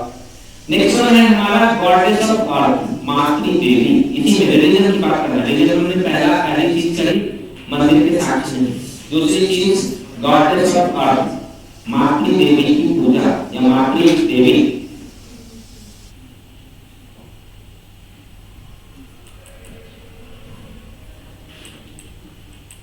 यहाँ पर हमें एक चीज समझना है कि हड़प्पा से एक मुहर मिली है, सील मिली है, जिसमें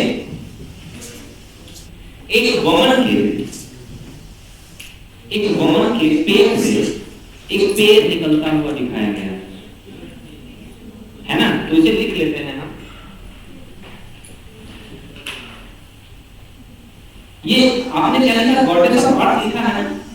हाँ, गॉडेस ऑफ अर्थ मतलब कि इसे हम कहेंगे हिंदी में क्या कहेंगे, नहीं माता देवी नहीं कहेंगे, माता देवी गलत वर्ड हो गया है यहाँ पर, पृथ्वी पूजा, सॉरी पृथ्वी की पूजा। गॉडेस पृथ्वी देवी के रूप में अर्थ की वर्शिप तो हम अर्थ ही करते हैं ना। अर्थ की वर्शिप, अर्थ क्या है, हमारी माता के रूप में हम उसकी वर्शिप करते हैं। तो ये हम इसे हड़प्पन से रिलेट करते हैं। एक लाइन लिख देते हैं, Harappans worshipped Earth as a fertility goddess. Harappans worshipped Earth as a fertility goddess. हड़प्पाई लोग पृथ्वी की पूजा उत्पादकता की देवी के रूप में करते थे।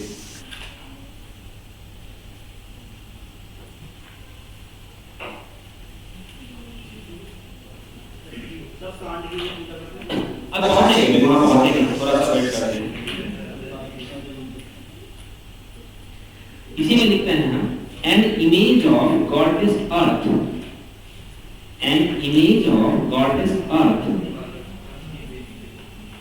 an image of goddess earth, from the womb of which, from the womb, W-O-M-B, from the womb of which a plant is sown coming up. A plant is sown coming up.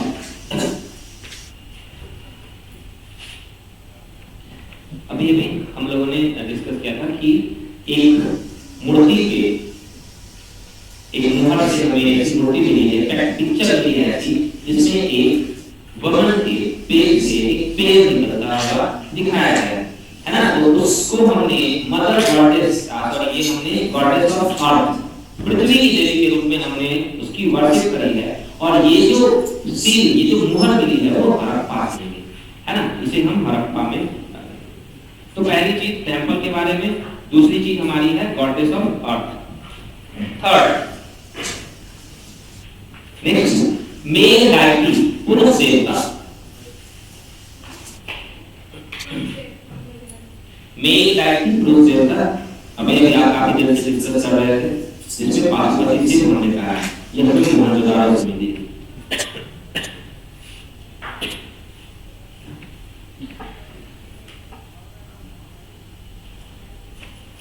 ये दूसरा क्या है, इनका रूप क्या है, किस रूप में बैठे हुए हैं, जैसे पैरों को मोड़ कर हम बैठते हैं, है ना, यूजर की फॉर्मेट में। और उनके आसपास कुछ जानवर है ना, जानवरों का नाम तो आपको पता है, वो लिख लेते हैं, elephant, tiger, rhino and buffalo. इसे तो कर लोगे ना हिंदी में। ये तो चार इंपोर्टेंट जानवर हैं। इसके अलावा पैरों के पास डियर भी है ना। Also found one deer on each side of legs. Also found one deer on each side of legs. दोनों पैरों के पास हिरन, दोनों पैरों के पास हिरन।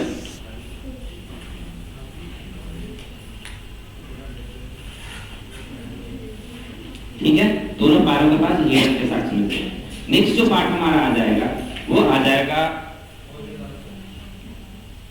ट्री एंड एनिमल वर्शिप, पेड़ और पशु पूजा। ट्री एंड एनिमल वर्शिप, पेड़ और पशु पूजा।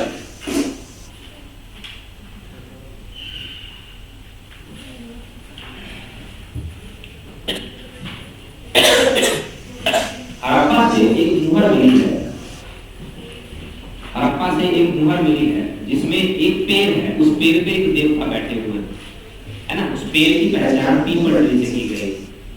हड़प्पा से एक सील मिली है जिसमें एक पेड़ एक गॉड को बताया गया है। तो आप लिख सकते हो इसे, हिंदी वाला तो लिखी होगी आपने, पेड़ के ऊपर एक देवता Harappa. On a little sea, या on Harappan Sea, we found picture of a god.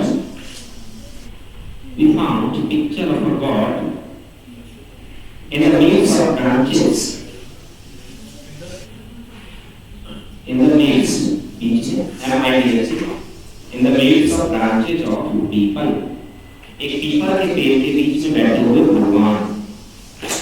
तो इससे क्या हो गया, मतलब पीपल का पेड़, आज भी हम पीपल के पेड़ की वर्शिप करते हैं। आप में से कई सारे लोग पीपल का रखकर लगाते हैं, हाँ? तो पीपल की भी हम वर्शिप करते हैं। और इसके आगे में हड़प्पा सील या हड़प्पा के सील से वहां से मिलता है। नेक्स्ट वन है हमारे पास ट्री वर्शिप, तो हमने पीपल वर्शिप कर लिया। एनिमल वर्शिप, एनिमल वर्शिप में क्या है हमारा ऊपर वाला सांप, हम बुल, और वो जो पशुपति शिव के पास जो जानवर बैठे हुए हैं उनकी वर्शिप तो हो ही रही। हम बुल, ऊपर वाला सांप, और एक सींग वाला जो है यूनिकॉर्न है ना, उनको भी हमने पूजा की है। एक सींग वाला जानवर यूनिकॉर्न।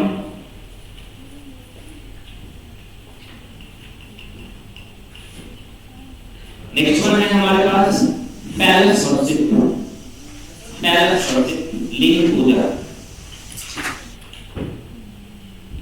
पैलेस वर्शिप PHALLUS,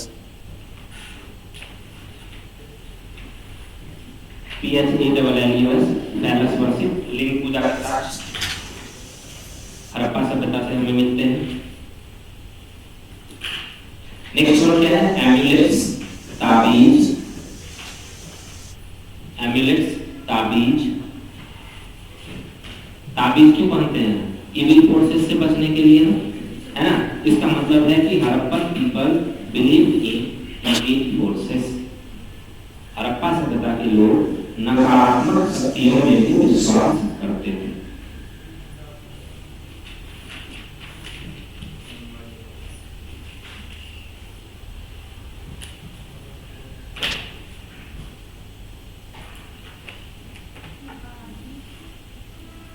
ये हमारा रिलीजन है ना, हमारा धर्म।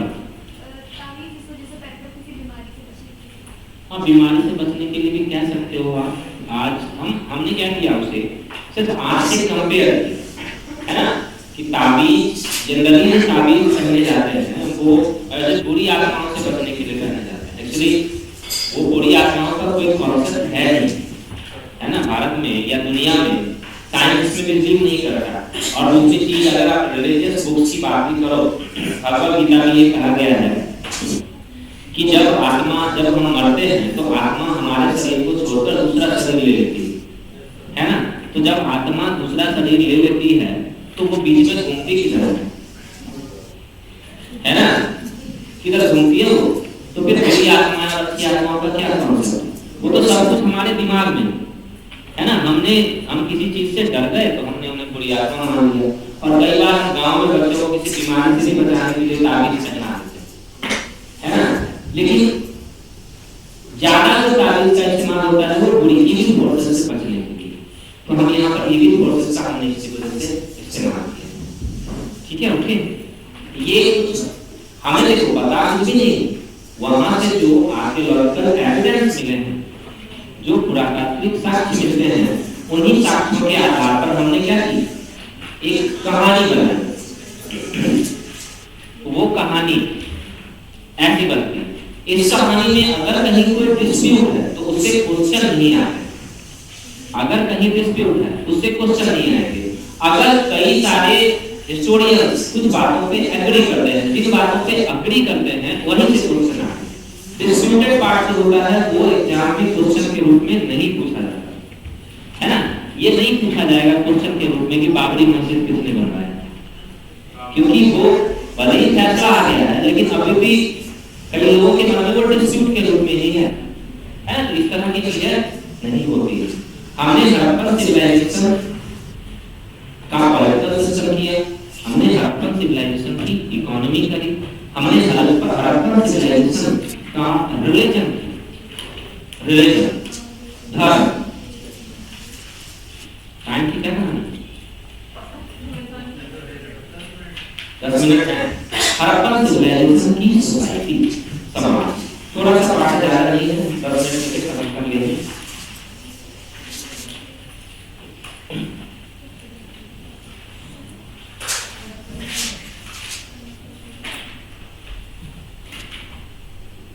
हमने पहले भी डिस्कस किया है कि जो फीमेल टेराकोटा फिगरेंस हमें मिलती लार्ज संख्या में, लार्ज अमाउंट में, जिससे हमने ये केस किया है कि हड़प्पन सिविलाइजेशन की जो सोसाइटी होगी वो सोसाइटी मैट्रियार्कल सोसाइटी होगी। तो यही लाइन हमें यहाँ पर भी लिखना है।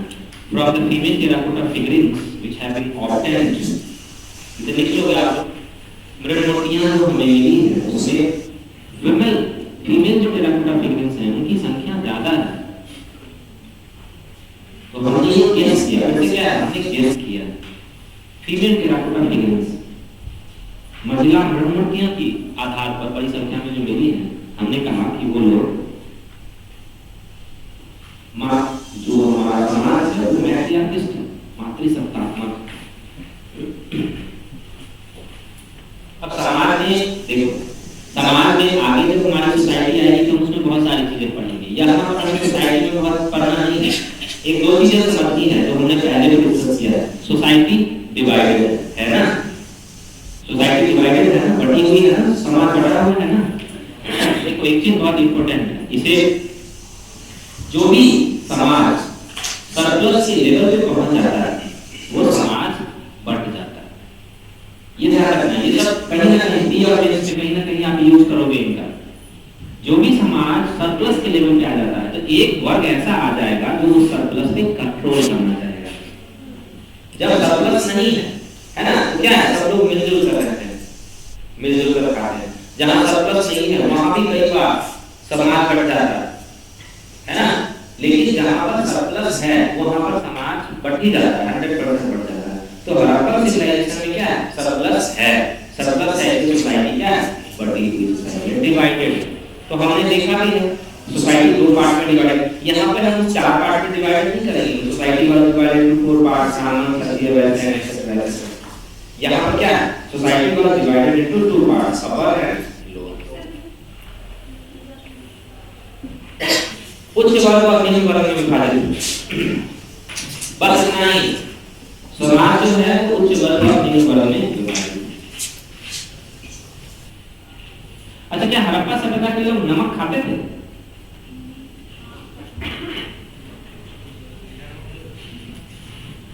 तुक्का लगा, क्या करोगे, लगाओ नहीं, लगा दो भैया, सब नो यस लगाओ, है ना, खाते हो, पक्का खाते हो। अच्छा वो मीठा खाते हो, चीनी खाते हो, शुगर नहीं है, शुगर नहीं है,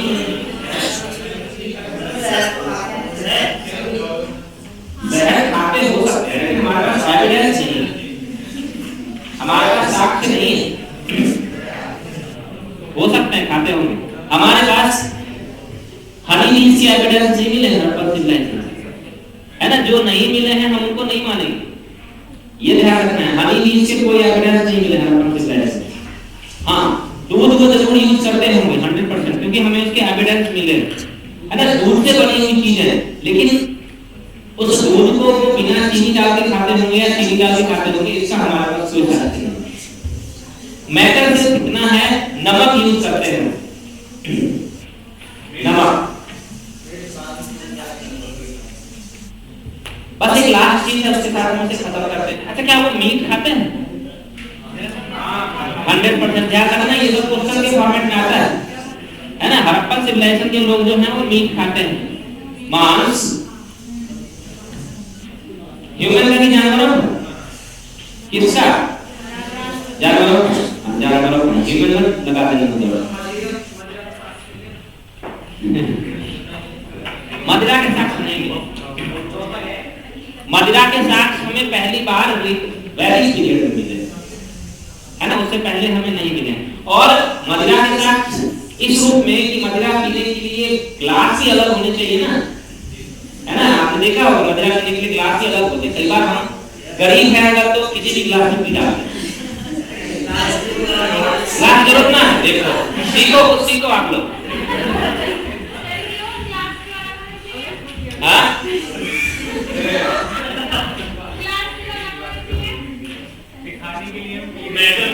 चाय है ना, ठीक है। एक गिलास है, एक गिलास है, उसके साथ खत्म करने हैं।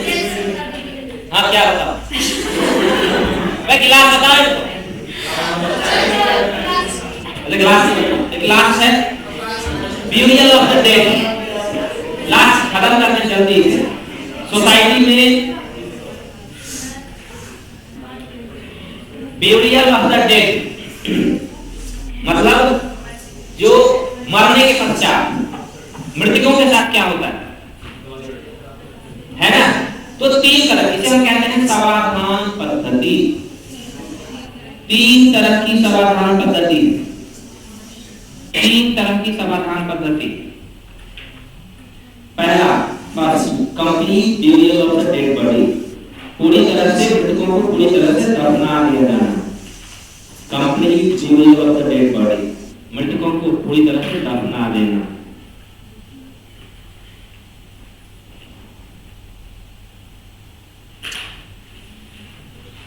Second, dead body was left to be eaten away by the beasts. Dead body was left to be eaten by the beasts. Dead body को खाली छोड़ देना कीड़े मकोड़ों को खाने के लिए। बीस्ट का मतलब हो जाता है जैसे बड़े जानवर। हाँ बड़े जानवर, जानवरों को खाने के लिए। खुले में होगा तभी तो खाएंगे। मिट्टी के नीचे दबा दें कैसे खाएंगे? जानवरों को खाने के लिए। And last third, dead body was burnt and then ashes were buried. Dead body was burnt and then ashes were buried. मृतक व्यक्ति को पहले जलाया जाता है और फिर उन्हें ashes मतलब राख को दफना दिया जाता है।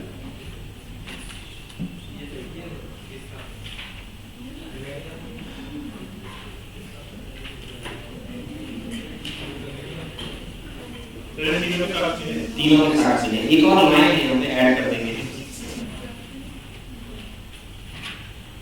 A graveyard had found at Harappa.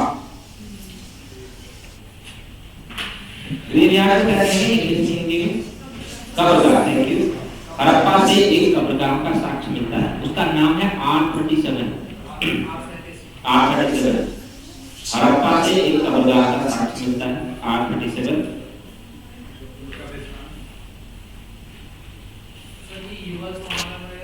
अभी बताता हूँ, चिंता मत करो। सुरकोतदा से हमें ये दो लोगों को एक साथ, हाँ जी 837 सुरकोतदा से हमें युगल द्विवल अब कालीबंगा से जो मिले हैं आप।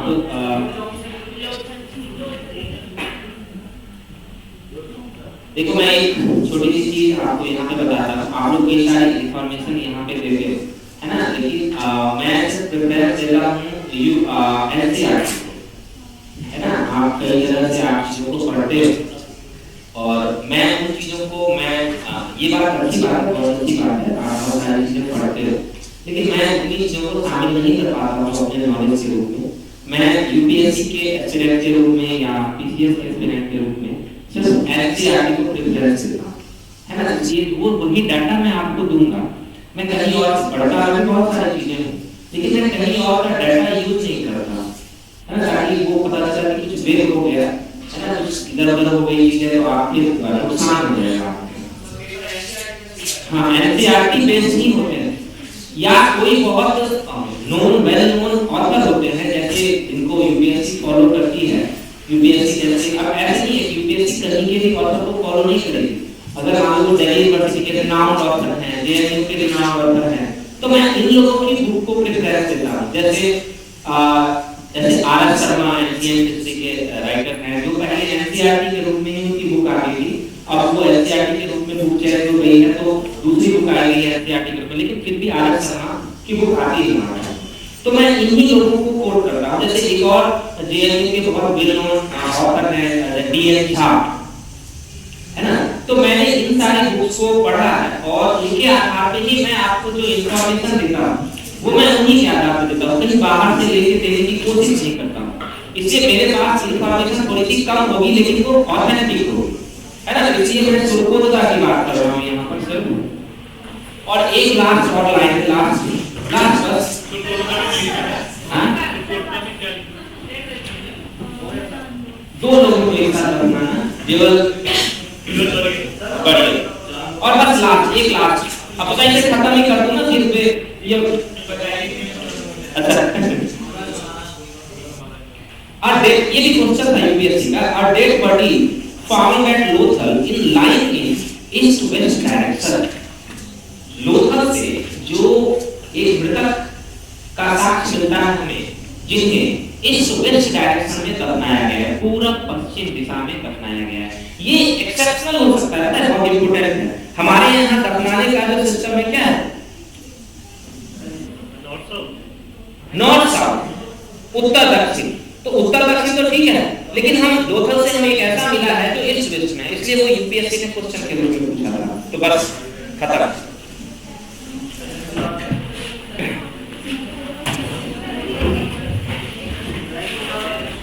वेलकम।